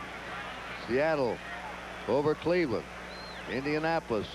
Buffalo's finally scored. Kansas City. Bears looked good last week when I saw them. Rams 27, Atlanta nothing. Washington ahead of Dallas and Tampa Bay over the Vikings. On 2nd down and 10, Bukowski's pass is deflected, intercepted by the Patriots. They have the ball. That's intercepted. There's a flag down. Flag on the play. Tim Jordan came up with it for the Patriots on the deflection. And it's in the Patriots secondary. And Mr. Excitement is pointing at the secondary. Walter Stanley indicating that the penalty may be against the Patriots, and the crowd apparently saw a signal from the referee indicating that. This is a loud cheer. Here's Walter Stanley. Yeah. He's saying, Holding number 26. I was held. Defense. Illegal use of the hand. Automatic first down. That's defensive holding, which is an automatic first down, and gives the Packers the ball on the Patriot 43-yard line. The holding was on Raymond Claiborne, the veteran right cornerback. Big mistake by the Patriots there. Yeah, they've been making the mistakes today. 2 turnovers cost them, and they've been penalized 6 times. First down, Packers out of the eye on the Patriot 43-yard line. A play action pattern right down the middle. It's deflected, and away it goes. It was coming down intended for Ed West, who had broken into the open. Look at the 2 Patriots down. They were doing ballet moves up in the air that time. Fred Marion. I think the other one is Roland James, I'm not positive. This is some ballet action. Watch the end of this play, ladies and gentlemen. Mikowski has had 2 balls tipped now, and both of them flying through there. Those players collided. One of them was flying through the air, and they collided together. We have a timeout in Milwaukee with the score. Green Bay 7. That last play. Roland James, Mikowski's pass tipped by one of the linebackers, and Roland James and Fred Marion collide, both going for the ball, and Roland James is slow getting up, but is now off the turf and walking off the field. It appears to be all right. Darrell Stingley, #1 draft pick of the Patriots out of Purdue, played 5 years, 73 to 77. He had 94 catches, one of the better wide receivers in a tragic accident in a preseason game against the Oakland Raiders. He's here today. He's executive director of player personnel for the Patriots, and Darrell will be in Foxborough for the Chicago Bear game. What a courageous battle. 2nd down and 10. He's trying to get out. There's your first sack of the game. They bring him down on the 46-yard line. Both these men have been able to scramble away, and that sack is by Tim Jordan, 93. Good put the pressure on, 72, and Jordan wrapped it up. So give Jordan credit for the sack. It's now on the 46-yard line of the Patriots, and they have a 3rd down and 13. Packers ahead, 17-3.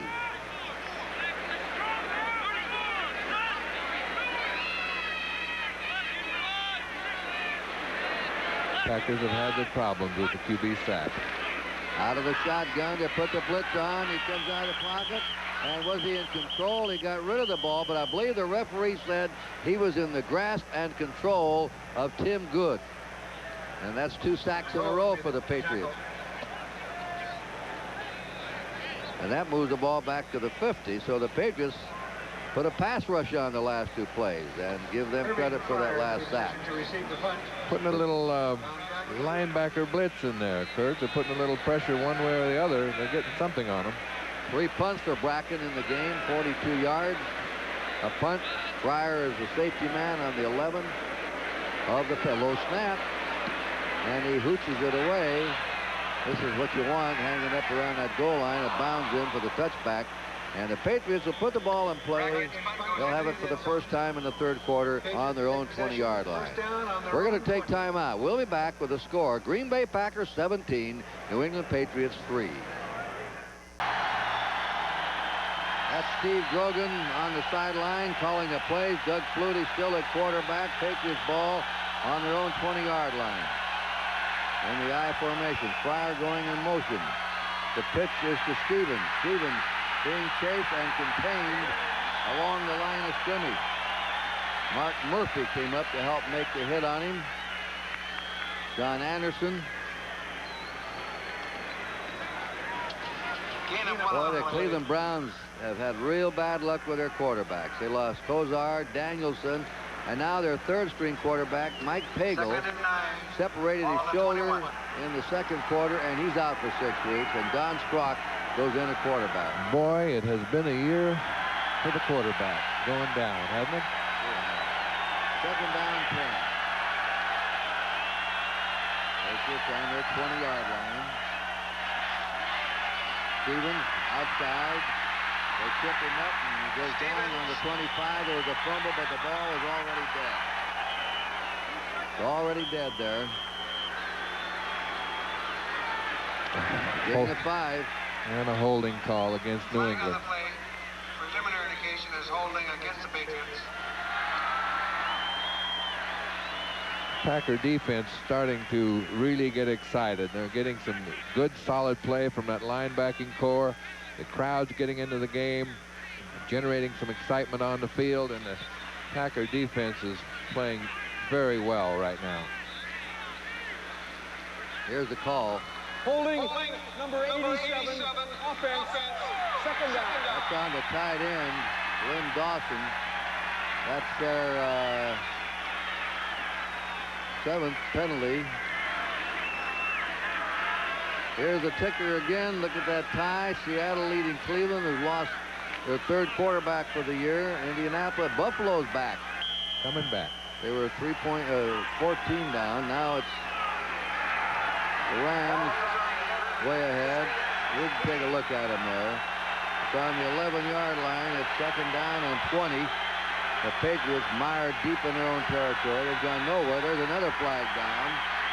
Flutie's pass is complete to the 24, but a flag on the play.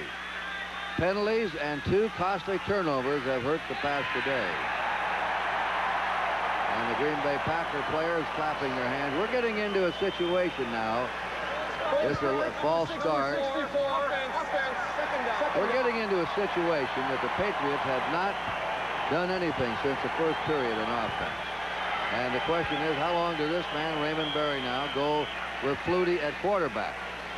Will he make a change, do you think, Jerry Kramer? Boy, I don't think so, Kurt. I think you've got to leave Flutie in there till he's just about totally dies. You know, there's been people in New England have been clamoring to see Doug Flutie for so long that to take him out now without there being, when there's any doubt at all in their mind, I think would be a mistake.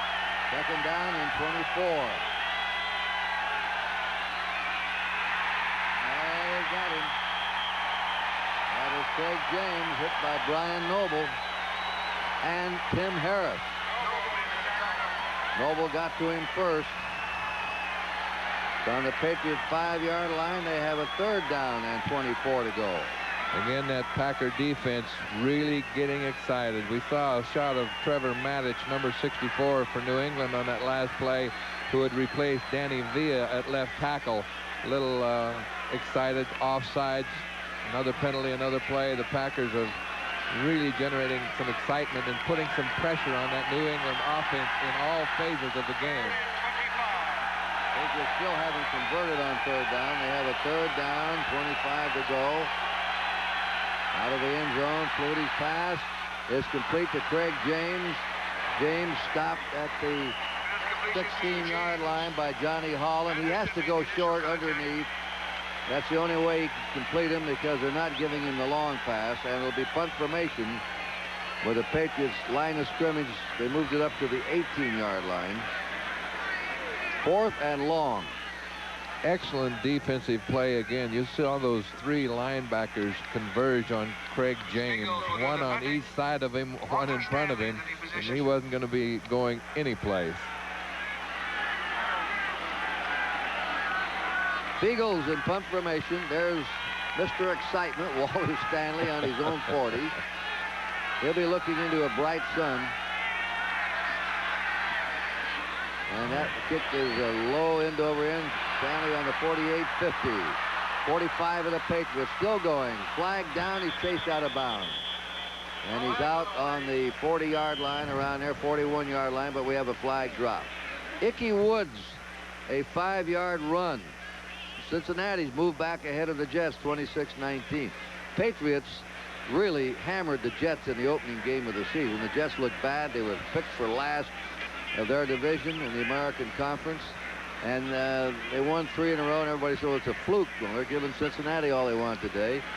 That's a pretty good football team right now, Jerry, the New York Jets. And Ken O'Brien is having an outstanding year.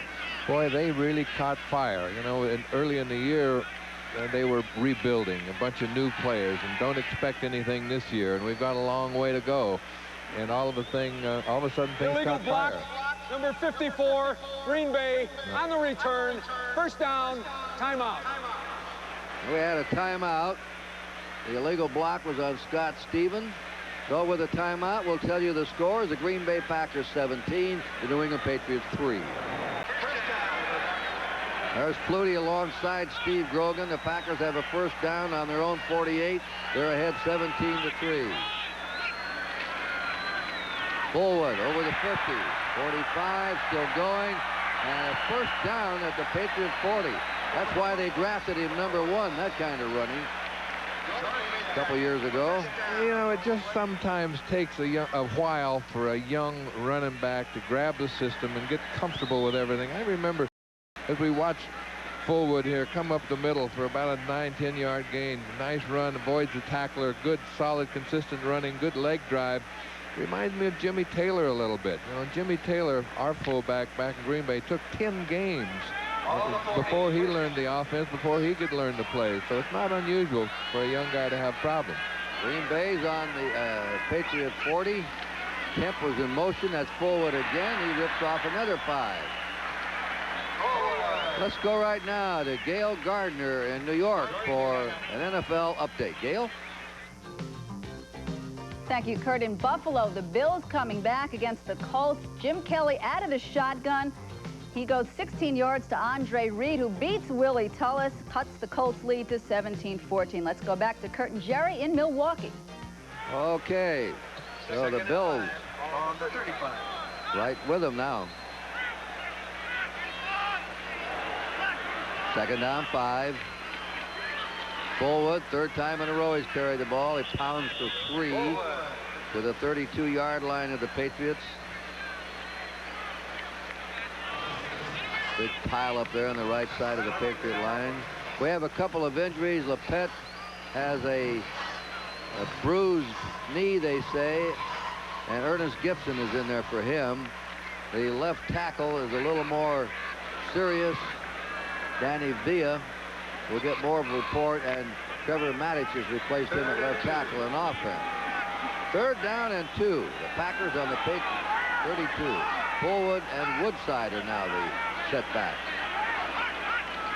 They keep alternating it, but Koski's going to the air. Out to Woodside. They got him. He slipped away. They stopped him short. Rembert came up and slowed him down, and the hit was by Tom Gold, the nose tackle.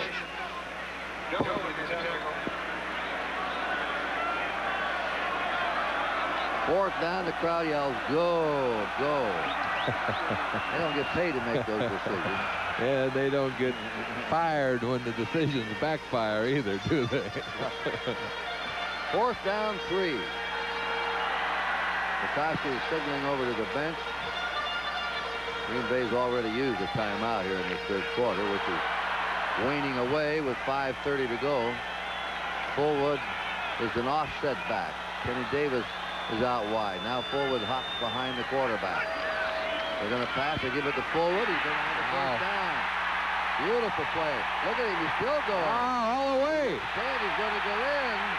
It's 33 yards for Brent Fullwood. And he is charged like a bull here in the third quarter. 33 yards. Patriots has shots at him and couldn't hold on to him. 33 yards for the touchdown. And that may put them over the 100-yard mark. Let's see what they had. They had the 42 in the first half. They're close to that. They haven't had a 100-yard game in rushing this year. This is by far the longest run of the season. We watch Brent Fullwood go up inside. 1, 2, Roland James takes a real shot at him here, but the young man keeps his feet, keeps his balance, and gets a block from Keith Woodside downfield as we kick the extra point. Fullwood now has had 10 carries for 74 yards, 7.4 average. Take that anytime. Timeout, 24-3 Packers.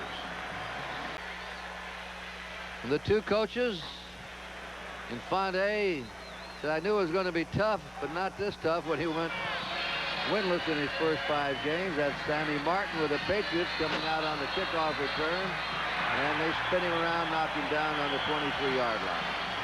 And that's Joey Hackett, the tight end, who went down. Now another look at that great 33-yard touchdown run by Fullwood. Interesting call on 4th and 3. The Pack decided to go for it.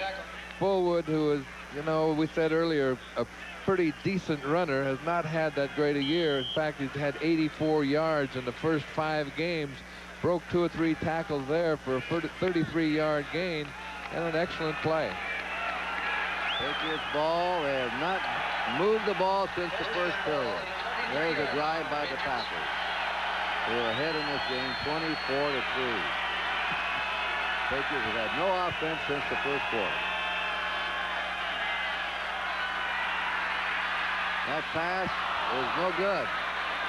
It's into the turf in front of Stanley Morgan.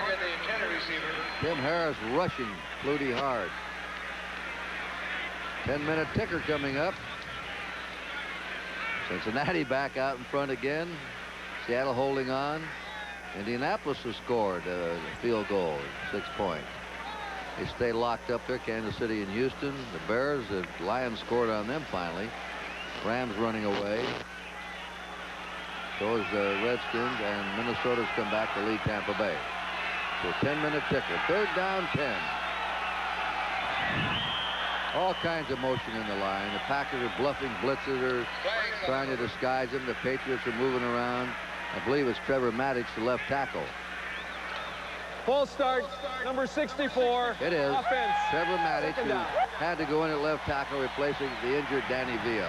Out of position a little bit, Kurt. Has been the center and is now playing left tackle, and the Packers are getting a little bit of a pass rush, and Trevor is a little anxious to get set, a little anxious to get in position, and has been offsides twice now in this 3rd quarter. Just been a series of countless mistakes for the Patriots in the 2nd and 3rd quarter. Got 8 penalties on them now. Brady scrambling away. Throws the ball.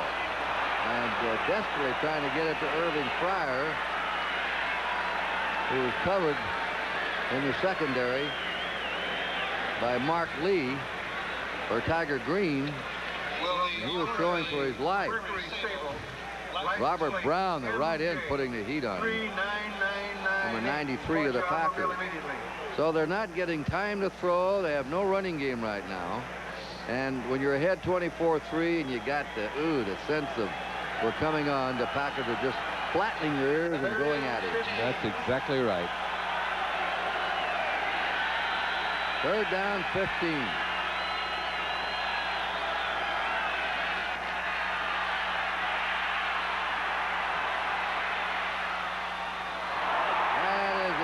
Everybody's scrambling. They say it's an incomplete pass to Cedric Jones. Packers recovered. It was jarred loose, but Jones never had control of the ball. And again, the Packers stop him. That's Ken Stills that jarred it loose.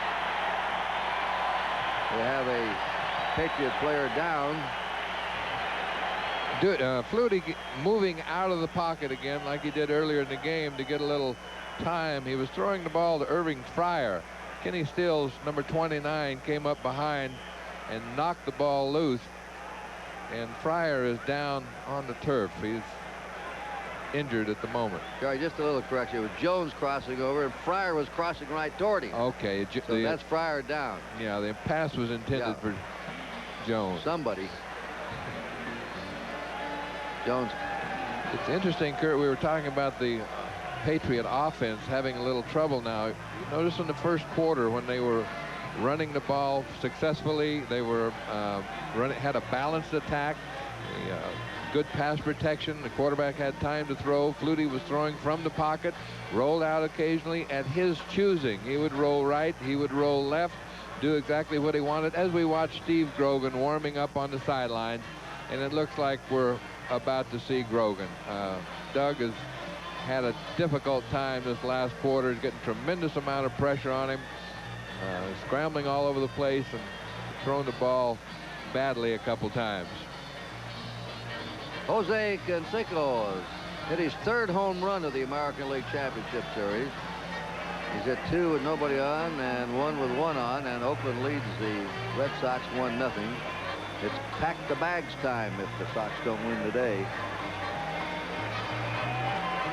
Fryer is being helped off the field. The score here, if you just joined us, is 24-3 in favor of the Packers, who have controlled this game since the end of the 1st quarter. And the Oakland game is Hurst and Stewart, the pitchers. That could be a very costly injury to the New England Patriots. Irving Fryer is a fine young talent, fine young receiver, and it looks like it might be something in the knee. Jeff Fiegels to do the punting. Stanley's on his 42, looking into the sun.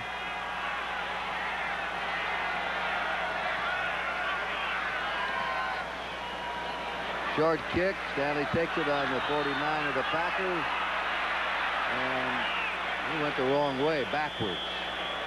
He took it on the 49. He's tackled back around his 42-yard line. A 34-yard punt, -8-yard return, and Vincent Brown went down to horse collaring. Trying to get behind that wall of blockers, you sometimes have to lose a little ground to get around the corner, and he lost a little ground and never got it turned up. Reminder to our viewers, we'll be selecting the Budweiser Most Valuable Player for today's game at the conclusion. First down, Packers on the 43-yard line. They're leading 24-3, 4:35 to go in the third quarter. Play action. Complete to the tight end, Ed West. West is down on the Patriots 47, and it might be a first down. He's hit by Ernest Gibson, the left cornerback. West, 2 touchdowns this year. He's caught 13 passes, 7.7 yards. From Auburn, his 5th year. We watched Lindy and Fonte. That last pass was a perfect example of what your running game does for your passing game. That play fake into the line froze those linebackers and gave the quarterback plenty of time to throw the ball. First down for the Packers on the Patriot 47. They fake a rollout by McCoskey. He's got a man wide open. It's complete to the tight end West. Come right back to him on a rollout play, and another first down. And the Packers are just sort of shredding the Patriots now. Roland James with aid from Johnny Rembert. Packers have controlled this ball, Jerry, in the third quarter almost all the way. They have been doing things properly. That running game, again, makes everything else work. Ed West caught 6 passes last week, had his finest day as a Packer, and Mikowski is hitting all receivers. Everybody on the field has been catching the ball. We'll total up the Packers rushing yards. First down to the Patriot 29-yard line. In the eye, Fullwood. Fullwood is ridden down by Tom Gold, number 72, the nose tackle. Paul Molitor, Milwaukee Brewers star. Third baseman, good hitter, good everything for a long time with the Brewers. Second and 8. Second down. Long 8 to go. They're in the eye. And down goes Ken Davis. Ex of Texas Christian. He's brought down on the 27 of the Patriots. Third down. 7 to go. Time moving on. Packers eating up the clock. Now they get Sharp, Kemp, Stanley, and Scott into the game. 4 wide receivers. The Packers have had about 115 yards rushing today versus 34 against the Bears and 39 minus the quarterback's run against Tampa Bay. They're 1 out of 7 in third down conversions, the Packers. And he's going to take off. He won't make it. He's out of bounds on the 25 of the Patriots. He's short. It's 4th and 5, and let's see if the Packers try the field goal with 1:38 to go. That play was turned in by Rembert, who slid along. McGrew came up to help. And Zendejas, who's hit 4 out of 9 now. This will be a 43-yard attempt. Coming in here 1 out of 3 between 40 and 49. 43-yard attempt. The kick is up, and it is no good. He missed that one. The kick by Zendejas is wide to the left. And nobody feels worse than Mr. Zendejas right now. Well, you know, they've got 2 brothers. One of them has 2 sons playing in the NFL, and the other one has 1 son. So they're scattered around. It gets confusing sometimes on Sundays when they start posting those field goals. It does, Kurt. I believe we have a new quarterbacks come in for the Patriots. And it is Mr. Grogan. Grogan at quarterback.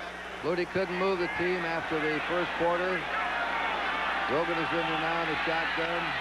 Grogan's quick pass is to Craig James. James brought down the first down for the Patriots at their 36.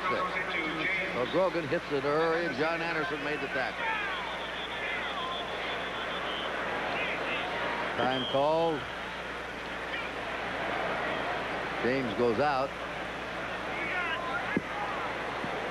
There's Flutie's final stats.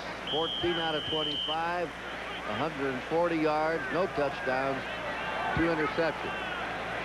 Grogan again. This pass is, intercepted by Ken Stills.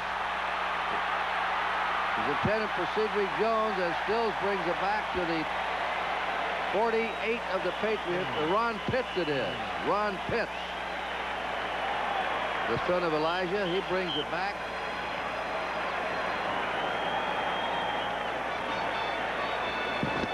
It's 2 interceptions for Pitts today. That is Stanley Morgan we're looking at on the turf, and he really got nailed. Didn't see who hit him, but he was coming across to catch the ball, and watch the defensive player come up. The ball is thrown over his head. He goes up a little bit for it, and right here, Chuck Cecil comes in and really gives him a shot, and he is down and out. You see Ronnie Pitts make the interception and turn upfield with a great return on the play. But boy, what a lick that was on Stanley Morgan. Still is 29. Pitts is 28. When they get the bottom of those numbers hidden, they all look alike. Let's take another look at this.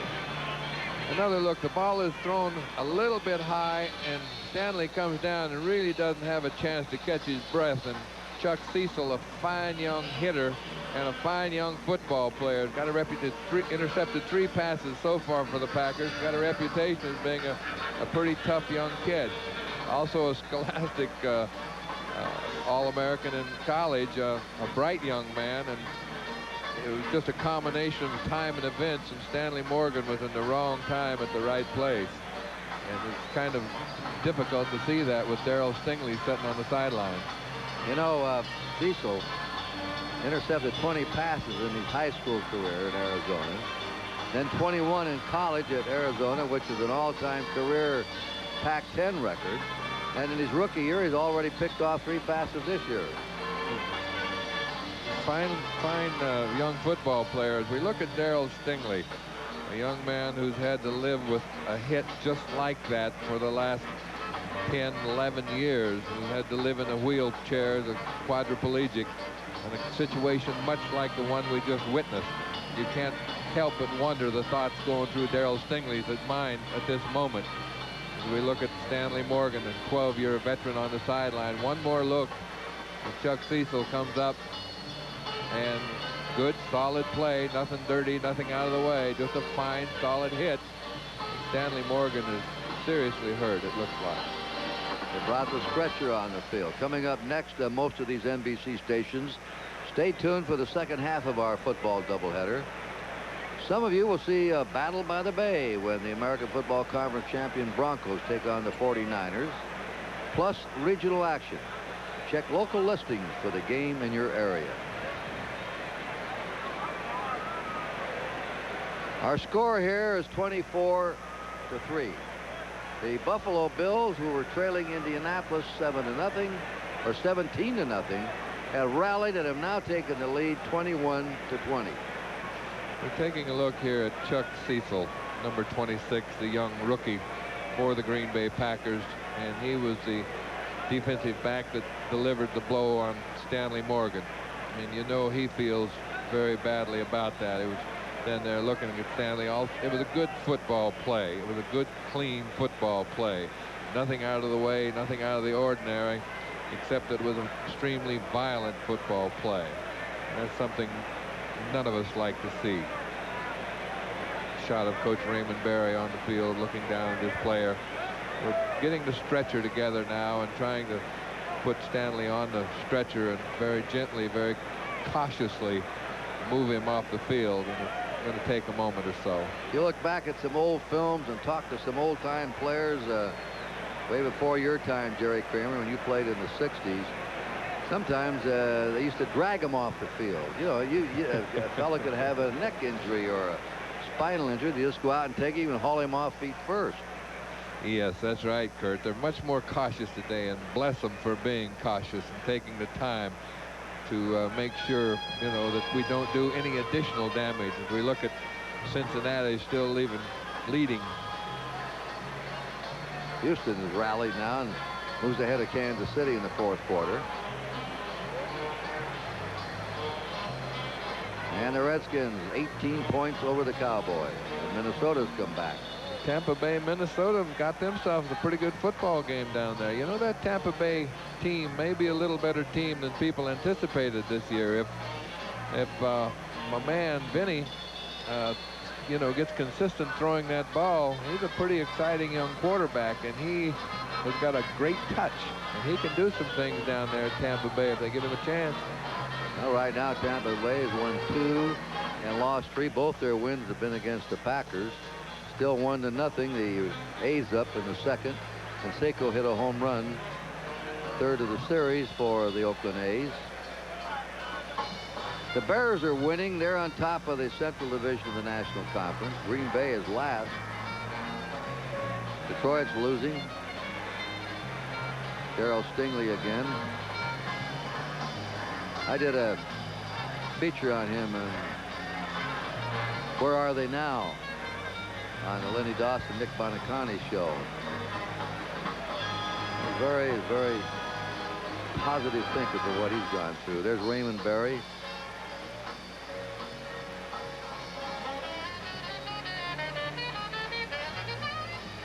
Long delay here. There's Grogan, 14, crouched over Stanley Morgan. The tight end is Dawson, 87. Stanley Morgan, the personification of a pro. His 12th year, he seemed to play better and better and better, and Raymond said that the last 3 years have been his best years. Conscientious, dedicated, committed, intense, really capable football player. And you hate to see any kind of an injury to any guy, and especially a guy that is such a great pro. Well, he went to the Pro Bowl for the 4th time last year. 2 consecutive seasons. He was out of the University of Tennessee. Nearly 500 receptions, Kurt. He's been here a while and been a performer. Well, I'll tell you, in '86, he caught 84 passes, led the NFL, and 1,491 yards. He's got a career average of 19.7. There's the upcoming schedule. There are still 4,600 unsold seats for Cincinnati next week. Then the Patriots go to Buffalo, and then have the Bears and Miami at home. They got a tough grind there. The Packers will play the Vikings. Then Washington right here in Milwaukee, on the road against the Bills and Atlanta. Not exactly what you'd call a bunch of breathers coming up there for the Pack. Let's review what's happened here. If you joined us, the Patriots got a 44-yard field goal by Garcia in the first period with 3:28 to go after a 56-yard drive was stopped. In the second quarter, then Deos hit one for 25 yards for the Packers very early in the second quarter to tie it. Then the Packers took the ball and moved down the field, came from their own 25. Mikowski, the quarterback, rolled out, went over 2 yards out with 5:11 to go in the half. And then with 43 seconds to go, they scored on a little short pass to Hackett. Stanley Morgan getting a hand. He's taken off the field. That touchdown just before the half was set up when Pitts intercepted for the Packers. Ronnie Pitts showing a nose from the ball. Kurt, you know, the last time I saw Ronnie Pitts before this week in the training room was when he was about 4 years old. Elijah used to bring him over to the training room on Saturdays and on odd days, and he was telling me that his favorite nursery rhyme was Snow White and the Three Pigs. No, Packers ball, first down. First down for the Packers on the Patriots' 43-yard line. We're back into action. They're in the I formation. Fake. Pekoski's going for the bomb. He's got him out in the open. And it's no good. Walter Stanley trying to dive for that one. He had a couple of steps on Raymond Claiborne. Couldn't quite get it. The ball a little overthrown, and Claiborne was trying to catch up to him. Watch him get the lead on Claiborne. Boy, this is close. Mr. Excitement gives him a couple moves. Looks like he wants to go inside and then flies down the sideline. Claiborne's behind a little bit, and he dives for the ball here and just doesn't quite get control of it and slips through his hands and bounces back, and we want to make it look good, but he dropped the ball. 54 seconds to go in the third quarter. And Stanley Morgan being put into the ambulance, and we'll try and get a report on him as soon as we can. Second and 10 for the Packers. They're ahead 24-3. Farouk is a lone setback. They're going to get to him, and it's called a sack at the 46. You know, a lot of the fans boo this. A lineman, will, even one arm can do it. If you get a grasp on the quarterback, and then what the officials say is control, you control him, that's a sack. And you're really protecting the quarterback. That's what they're trying to do with this rule. Really protecting the quarterback. That's exactly what it's all about. You don't want to take that have that defensive player take the quarterback, swing him around in a circle and dump him on his head. If it gets close, hey, play's over, sack. That was Brent Williams that sacked him. That's the third sack for the Patriots. The Packers haven't had any. The Patriots have made 3 turnovers today, and the Packers none. On a long third down play, it goes to Sterling Sharp, who catches the ball just short of the Patriots' 40-yard line, but they're short of the first down. Marion made the tackle. So it'll be 4th down and 8. We're nearing the end of the third quarter here. As you see the clock. So at the end of the third quarter, the score is the Green Bay Packers 24, the New England Patriots 3. We'll be right back after these messages from your... Sammy Martin will receive this punt from Don Bracken. Irving Fryer was shaken up a little bit earlier in the third quarter. And here's the punt on 4th down. This one is headed for the end zone and goes in. I'm Kurt Gowdy along with Jerry Kramer. And we're going to have the Patriots now with Grogan taking over on the 20-yard line. Doug Flutie played all the way until late in the third quarter when Grogan replaced him. Here's through 3 quarters. The Packers for the first time this year go over 100 yards rushing, and that's helped them. They have been last in the league in rushing. Passing is even. Total yards, the Packers have moved ahead. The Packers were behind in possession time, but they made up for that in the third quarter and now have had the ball more than the Patriots. Stanley Morgan put 3 wide receivers in. Grogan. Look, look out. That was Dave Brown dashing in front of Dupart and nearly picking that ball off, and he had a walk-in or a touchdown. Dave Brown has 55 career interceptions and needs one more to move him onto the top 10 of all time. Ty Lim Barney and Pat Fisher with one more interception, and it was close that time. What a game they're having in Buffalo. Indianapolis back out in front, 23-21, 13 minutes to play on the field goal. Grogan's pass, he really drilled that one, and that's for the rookie Sammy Martin of LSU. First down. Patriots on their 41-yard line. Johnny Holland made the tackle on the rookie. He has replaced Stanley Morgan. Look out. Grogan is it. He goes down, throws it out to Reggie Dupart, and Grogan was decked. And then there was Sean Peterson putting a good rush on him. Second string right in from Arizona State, a rookie. There he is, 96. Sean appeared to be late getting into his position that time. Kind of came skipping up to the line of scrimmage. As about time the ball was snapped and really didn't get set, just kept right on going. Patriots on their 40, 2nd and 10. Cincinnati hanging on so far. As we saw in the 4th quarter of Buffalo, their scores are about the same. Grogan nearly slipped, and that pass to Martin is no good. There with him is Ken Stills, a free safety. Sammy Martin, 175-pounder out of LSU.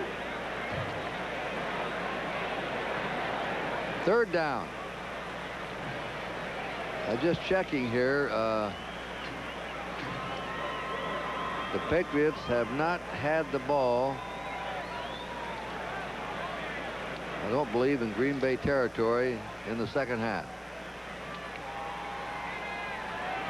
3rd and 10. They haven't. This is about their deepest penetration this half, the 40-yard line. 3rd down and 10. Everybody moving. That looks like a false start by the Patriots. What caused that? The Packers were acting, bluffing around with blitzes and dancing back out of them. Start, number 78, offense. 3rd down. You know, Kurt, Gino Cappelletti gave us a fascinating statistic last night. He was saying that of the 14 teams that rushed more than they passed last week, 14 of the 14 won. The week before, the team that rushed the most, 13 out of 14 won, and the week before that, 13 out of 14. Patriots have had 3 turnovers and 10 penalties. They haven't converted on a 3rd down play. Grogan. That's intercepted. Chuck Cecil, tackled by Cedric Jones. He flipped the ball off. And there he is. 26. Cecil on Chuck Cecil on the interception. Lateral to Brown when he flipped it off. First down. That's the 4th interception for the rookie this year. That's the young man we just saw put that hit on Morgan a moment ago, and this is the rookie, and this is his 4th interception in 6 games. That's pretty outstanding for a young rookie.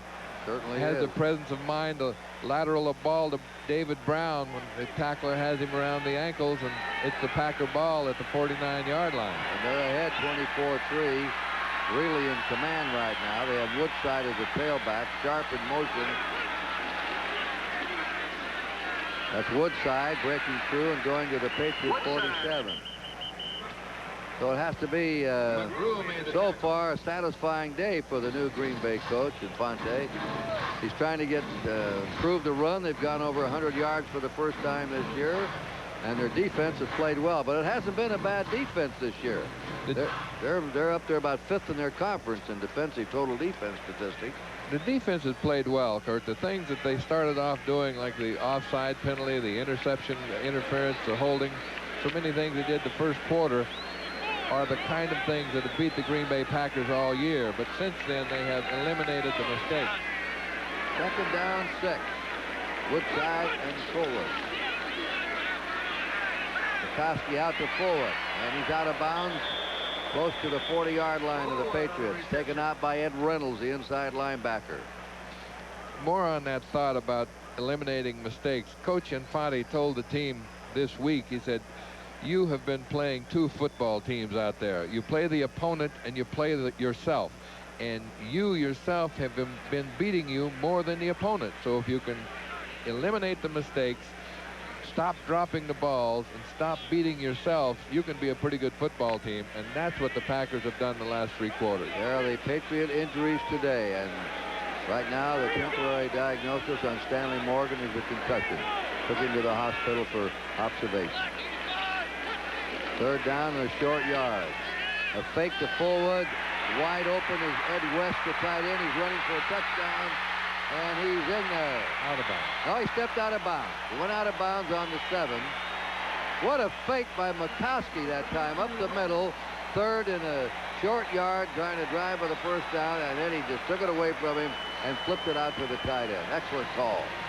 You ever remember Bart Starr That was taking his into big the play, middle? wasn't he? He loved that. On short yardage, that running action, play action pass, and Ed West, number 86, makes a nice reception and dances down the sideline. Comes close to going all the way, but is knocked out of bounds on the 7-yard line. Roland James knocked him out. Green Bay on the Patriots 7, and right now the Packers are laying it on the Patriots. Since the first quarter, they have been in command. Mikowski now is 16 out of 24, 191 yards. Second-year quarterback, a young quarterback. Fullwood blast into the end zone. His second touchdown of the game. Yeah, he's all fired up. This has been his best performance by far this year, and the flag is down. He's pumped up. That offensive line is pumped up, and you saw Fullwood give the ball to Ken Rutgers, the right tackle, and let Rutgers spike the ball that time and be a part of that touchdown celebration. Well, let's see what it's going to be about. We have an unsportsmanlike conduct foul for illegally spiking after the touchdown. Number 75. It'll be enforced on the kickoff. Well, a little bit expensive for Rutgers to get the spike, but hey, for an offensive tackle to get a spike, it's worth it. Let him spike the ball one time in his life. Fullwood got his second touchdown. That's what counted for the Packers. Then Deos for the extra point. And it is good as the Packers are running away from their interconference rival New England Patriots. It's now 31-3, and they have stopped the Patriots cold since the first period. The Patriots have not been in Packer territory in this half. We'll be back. There it is. Green Bay pouring it on. Allen and Martin deep for the Patriots on their 9-yard line. Then Deos kicking off from his own 30 after the penalty. An illegal spike, and that's Sammy Martin with the ball. Coming out to the 30, 35, the 40, brings it upfield almost to his 45-yard line. They like this young Martin. When he runs upfield, he runs up there with some punch. I mean, he's going right at you, and he'll run into people and take them with him. All right, let's take a look at the 10-minute ticker. The Bengals still on top, going for their 6th win in a row. Cleveland's come back with a score. Seattle leading by 6. Indianapolis back out in front of Buffalo. That'll be a great finish there. Defensive battle, Houston and Kansas City. Bears looking good, leading Detroit look bad. And it's a big win for the Redskins over the Cowboys. Doug Flutie is back in the game now. Flutie's back. And runs out on the 47-yard, 48-yard line. Chased out by Brian Noble. This is interesting. You bring Flutie back in. Why? Well, I would say this game all looks almost out of control, and maybe they want to get him back in here and some playing time, experience in the Patriot system. Oakland leading 2-0. Henderson, an RBI double. 2nd and 7. He's a good postseason player. Nobody wanted him, but he won it in '86 for the Red Sox. Here he's back again having a good postseason. Drop. What was that? What kind Too of far. pass do you call that? Well, he can throw them anyway. Overhand, sidearm, underhand, basketball flip passes. It looked like a push pass from the chest. But it was Grogan back on the sideline. Grogan threw a couple of interceptions when he came in. Tony Eason has a bad arm. It's getting better. Nobody knows when he'll be back. There's Grogan, 2 out of 7. And Tom Ramsey started last week and was lifted after 3 quarters when Flutie came in and sparked him to the win. 3rd down, 7. Patriots on their 48. They have not been across the 50-yard line in this half. And they still aren't. That pass was to Cedric Jones. Chuck Cecil defending. Jones has averaged 16 yards a catch, and there goes the photographer down. Cedric Jones comes back and says, I'm sorry. Couldn't help it. Incidentally, we got word that Stanley Morgan, the injured Patriot, had a bad concussion. As we watch Cedric go down the sidelines, Chuck Cecil will come over right here from the safety position, but the ball is out of bounds, and Cedric runs over the photographer. Shepard and Patupu are in the backfield. Flutie with a 4th down. They're going for it. Offside. And you have an offside or a motion penalty against the Patriots. Pass is incomplete, intended for Cedric Jones in a crossing pattern. And Flutie saw. Shucks. Ray Berry. Yeah. Ray has been unhappy with the offense all year. It's just been non-productive is his term. He can't seem to get things going. Number 83, offense. That was on Jones, as we called it at the line of scrimmage. First down the other way. Packers decline it.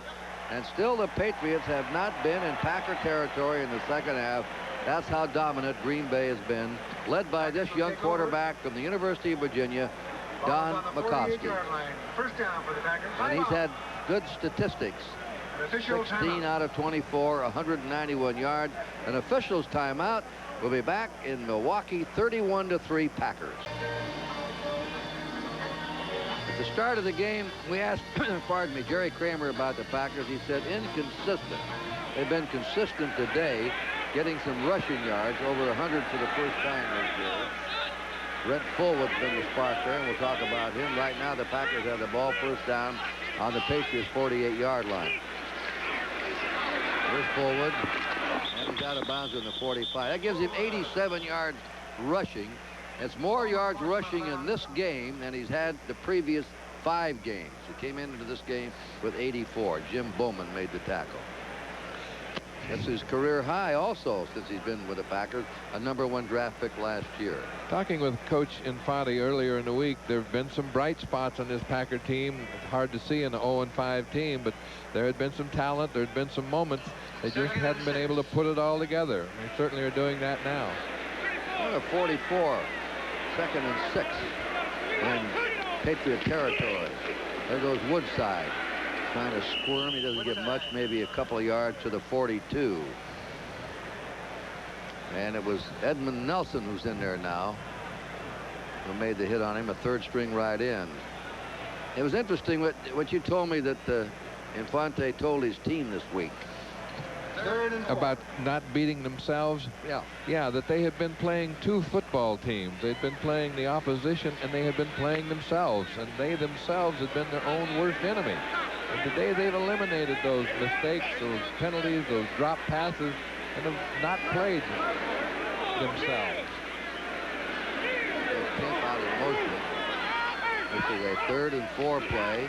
McCoskey to Fullwood. And a screen, 40, first down, 35. Fullwood running hard again. Taken down by, good block there by Mark Cannon, the center. And Darrell Holmes, a hard-hitting free agent last year, made the tackle, and the Packers have another first down on the Patriot 32-yard line. We look at Raymond Berry on the sideline again. They're the ones that beat themselves today. They've had 4 turnovers. They have had 10 penalties.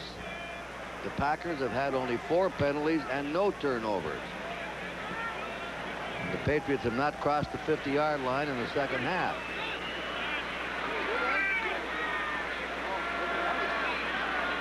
First down, Packers on the Patriot 32. Fullwood, they want to see him. Here he goes. Oh boy. Goodbye. Oh boy. Goodbye. Fullwood gets his 3rd touchdown of the game. 32 yards, and he goes over 100 for the season. That ought to give him a real spark, shouldn't it? It really should. It really should set him up for the rest of the season, knowing always in his mind that he's capable of this kind of performance, I think. Not quite sure, but today, you know, it's going to be a 100-yard plus day for him. It's going to be a big difference in his future. Takes a little step inside as Mikowski hands the ball off, cuts back inside, and hey, it's off to the races. Gets a couple blocks out there. Kenny Rutgers is out there giving him a block, and he's going to go sidestepping into the end zone. And Deos for the point, and the Packers now lead 38-3. Since the first quarter, it's been all Green Bay. There's the Auburn All-American, Brent Fullwood. He replaced Bo Jackson the year after, made All-American. Jackson was All-American the year before. They turned him out at Auburn. Another angle with Brent Fullwood there, who has so far gained 118 yards for the day. As Kurt said earlier, he had 84 for the first 5 games. So a totally different young football player today, and a totally different Green Bay Packer football team today. Hey, one thing that we've seen a lot on the Patriots, Jerry, you might want to comment on, is a lot of arm tackling. That's an example of the rushing comparison here, but Patriots a total of 63 yards. Brent Fullwood 118, and accepting the congratulations of his team on the sideline. But it seems like arm tackling and not tackling well feeds on itself. You get behind and you lose your enthusiasm a little bit, and things just don't go well. On the other hand, you break a run for 4 yards, for 5 yards, and a couple more, and everybody gets picked up, and the line starts to block, and it all comes together. Kick is coming to Marvin Allen on the 2. And they squeeze him out of bounds on his 23-24-yard line. Gary Richard went down. I want to go back. You know, I'm sitting here with a man that we were both in the first Super Bowl game. Not together. I was upstairs. He was downstairs. That was the game between the Kansas City Chiefs and the Green Bay Packers. At right guard for the Packers was one of my memorable games I ever broadcast. I was very curious of how the AFL could play an NFL team, but this just wasn't an NFL team. This is one of the great NFL teams of all time. I want to get into that arm tackling in a minute. Flutie gives it to Dupard. Dupard just about a yard. Look out. Dupard was unhappy. And that's Tiger Green. They were going at each other. Number 23, Tiger Green. Anyway, in the second quarter, Kansas City had a good second quarter. A lot of play-action passes. Lenny Dawson was a clever ball handler. And at the end of the first half, it was 14-10 in favor of Green Bay. 2 or 3 years later, as we look at the 10-minute ticker, there's a final. Seattle wins. I was with Willie Davis, the defensive captain. What did Lombardi say to you guys at halftime? He says, quit reaching and arm tackling. Hit somebody. You remember that? He hated arm tackling. Yeah. He'd like to see that shoulder and those arms grasped around the runner, the ball carrier, and the shoulder driven through the offensive player. Oh, the Vikings just squeaked by. Let's see. That makes the Vikings now are 4-2, and Tampa Bay's 2-4. We got a penalty flag down on the far sidelines, Kurt. I don't know if that was Tiger Green or... He looked more like Tiger Jack Fox, the old boxer, there for a moment.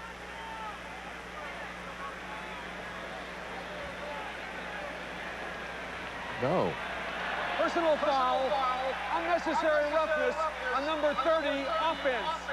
First down again. That's on Mosey Tatupu of the Patriots. Unnecessary roughness on the 11-year veteran. Denver at San Francisco. The Broncos and the 49ers next.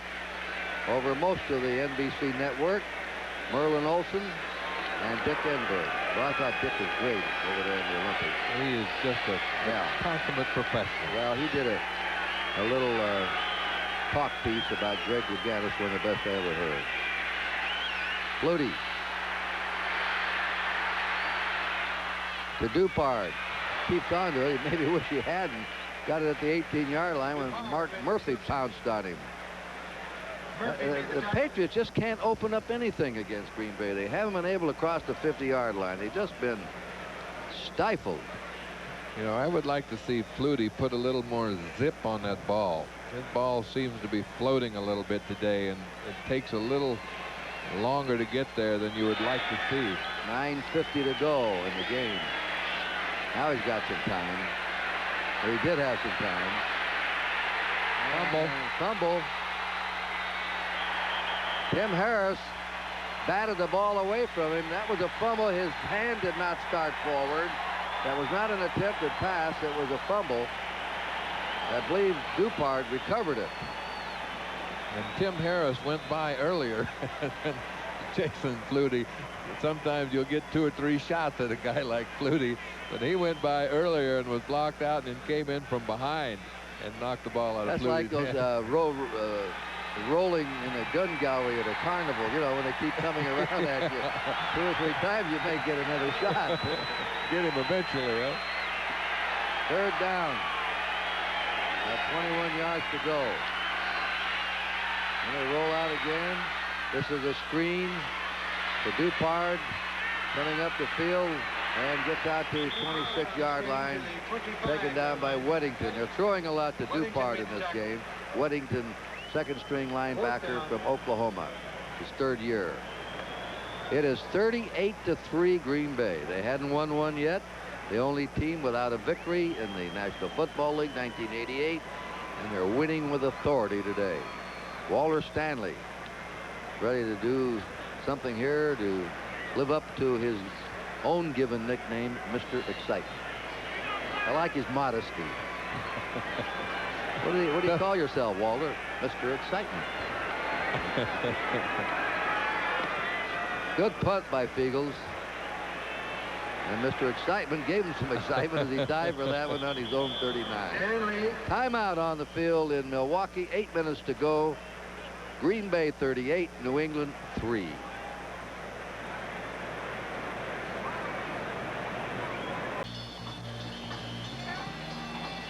With this loss today, the Patriots will have lost 6 straight games to National Conference teams.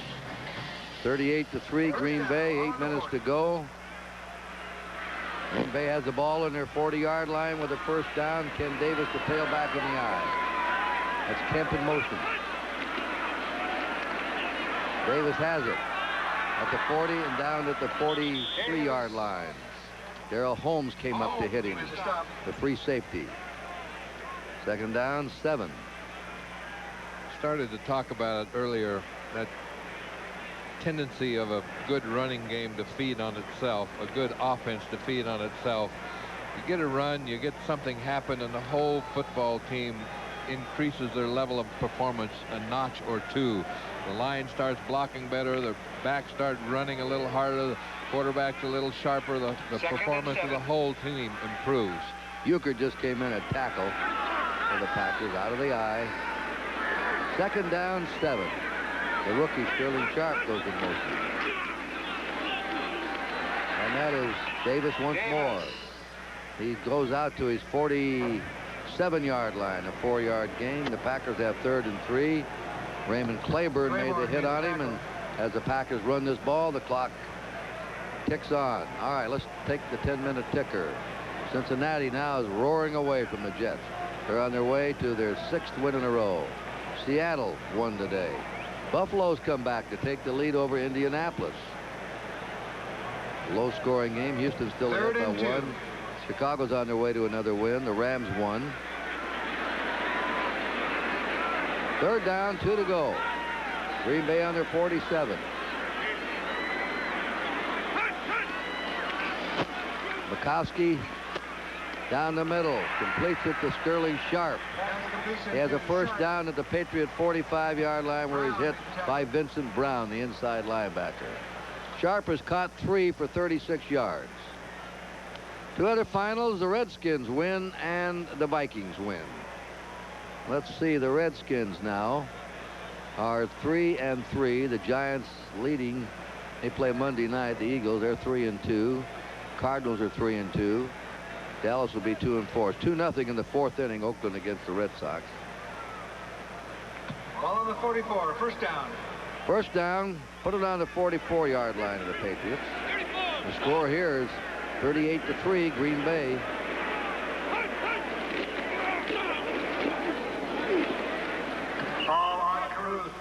Paul Ott Carruth. I asked Green Bay people yesterday why the full name. So that's his full name, Paul Ott. He's a distant cousin of Mel Ott, Hall of Fame baseballer. Used to hit, cocking one leg up in the air as his front leg as he stepped into a pitch. Boy, could he hit. 2nd and 7. He was so good, Jerry, when he was 16 years old. They wanted to send him to minors, and McGraw wouldn't let him. I don't want somebody to ruin him. He's going to sit right by me. 16 years old. 16 years old. Incredible. San Diego ahead of New Orleans. 2nd down 8. That's Davis dancing away. Look at him. And he's hit from behind by Lawrence McGrew. And again, the Packer runners are just breaking tackles here. Just Watch running how away many from times people. he's hit. Paul Carruth got a nice block there to help Davis downfield. Ron Hallstrom also There's 1. trying to get out in front. 2. Trying to stay out of the way right now. Davis has finally got a piece of somebody. Hallstrom did, and Davis goes on down the field for a nice gain. Green Bay on the Patriot 14-yard line. Total yards rushing, Green Bay. We'll figure it out. First time this year they've gone over 100. Percy Kemp in motion. That's Carruth. And he's still going. He's down to the 8-yard line where Tim Jordan had to take him. This is one of the reasons why teams that can rush win, and winning teams rush. At the end of a ball game, when you want to use up the clock, not necessarily in this situation, of course, when you want to keep a team off the field, but the ability to use that clock. Watch Paul Carruth come up behind that wall of Packer players. Now that offensive line is starting to move off the ball. Paul gets a little plugged up on the inside, moves it outside, finds the hole, but he's getting some blocking up front. Packers have gained 190 yards on the ground. Incredible. 2nd down 4. Davis and Carruth. Davis going for the goal line and in there. Ken Davis, who had gained only 57 yards in the first 5 games, breaks loose for an 8-yard touchdown.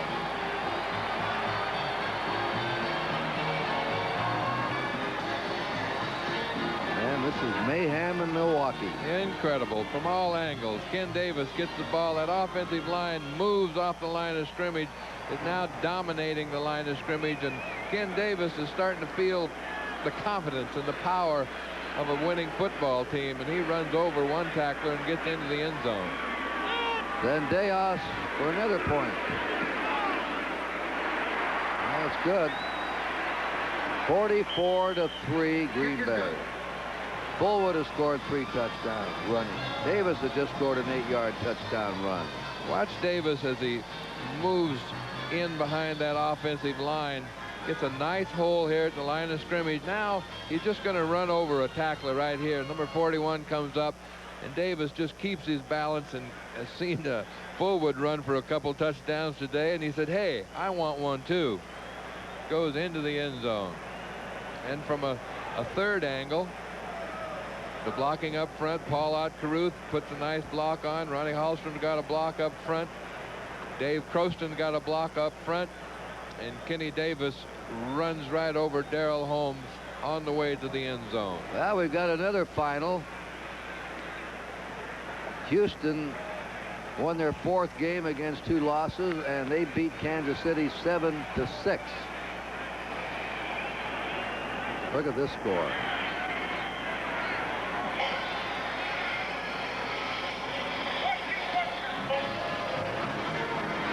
Coming to Marvin Allen.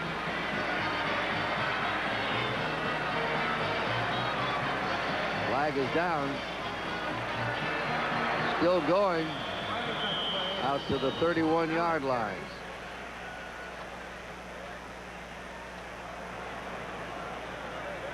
Kansas City's lost some tough games this year. And Stills made the tackle.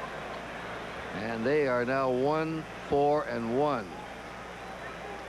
Houston win that game? Is that a final? Houston won it 7-6. Houston got a good football team down there. Illegal use of the hands. Number 80, kicking team on the run back. 5 yards from the end of the run, first down. That's against Clint Didier, the tight end. Gives the Patriots a ball on their 36-yard line with a first down. Incredible story of the second half. The Patriots haven't crossed the 50-yard line. They have been completely contained by an aroused Packer defense.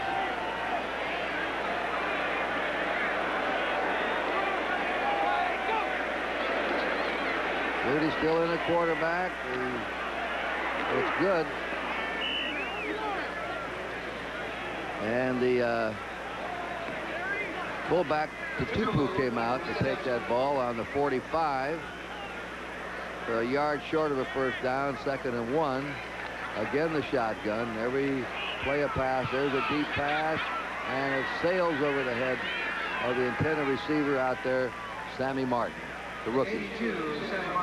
Green Bay has had everything come together today. We talked about them being inconsistent and penalties and problems.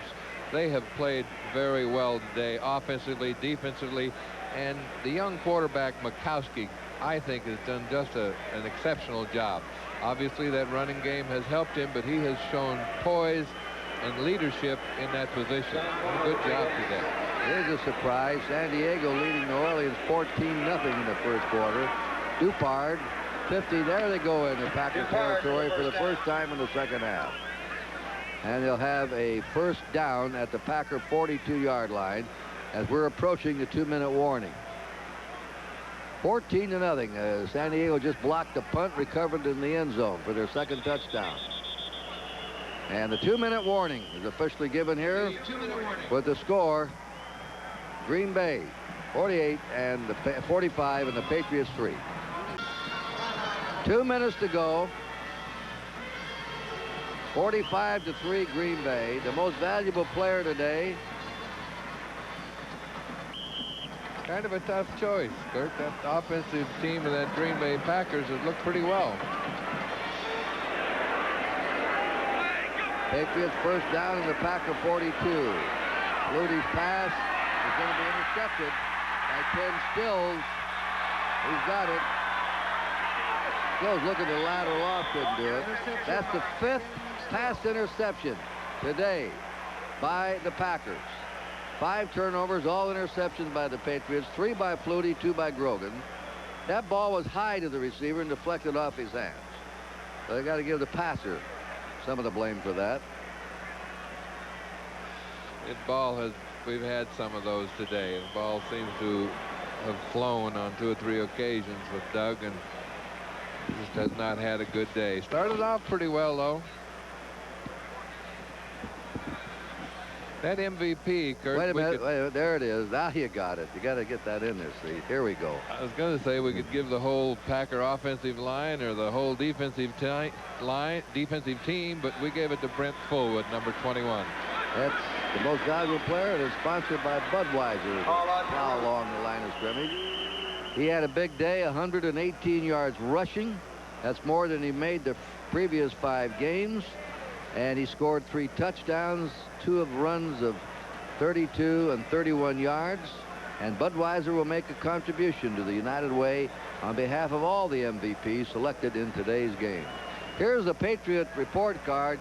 5 interceptions by Flutie and Grogan. Rushing, Dupart led the rushing with only 31 yards. Morgan was a high in receiving, and then he was knocked out of the game with a concussion, taken to the hospital for prevention measures. Packers, Koski, excellent today, young quarterback.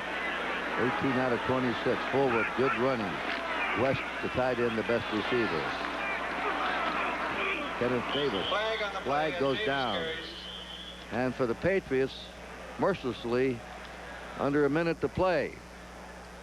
They haven't scored a touchdown. They're behind 45-3. Ed Reynolds made that last tackle. Now the Patriots come out of this one and will play at home against the undefeated Cincinnati Bengals next Sunday. And it looks like Cincinnati will still be undefeated. Right after this one, we'll switch to San Francisco. The Denver Broncos and the San Francisco 49ers. The Broncos won 2, lost 3. Seattle won today. They're 4-2 on top of the Western Division. And, of course, the 49ers are 4-1. There are 3 teams tied for the lead in the Western Division of the National Conference. Rams won today. They're 5-1. And New Orleans is 4-1. San Francisco's 4-1. And New Orleans is behind San Diego 14-0. Down they go. They'll try and freeze it away. Uh-oh. Mixing it up. frustration. Got to be. Just frustration. Just too long a day, too bad a day, too many missed tackles, too many blocks. Hard to take at the end of a game like this. Vincent Brown reaching out there. Talking about Cincinnati, team that what they win last year? 4 games, something like that. Something like that. Are going to be 6-0 after today. They came from behind, and late in the 4th quarter, were leading the Jets 33-19. Cleveland's going to have to stay on top of them. Cleveland losing today, they're going to run away with that division. I tell you, that Denver-San Francisco game is going to be a pretty good football game. We might be looking at a Super Bowl preview there. You know, if you pick the most valuable player right now in the NFL, it has to be Boomer Esiason. That's right. The quarterback at Cincinnati. That's it. Great season. The Packers slam the Patriots today, 45-3. Infantile and Barry shake hands, and it was a frustrating day.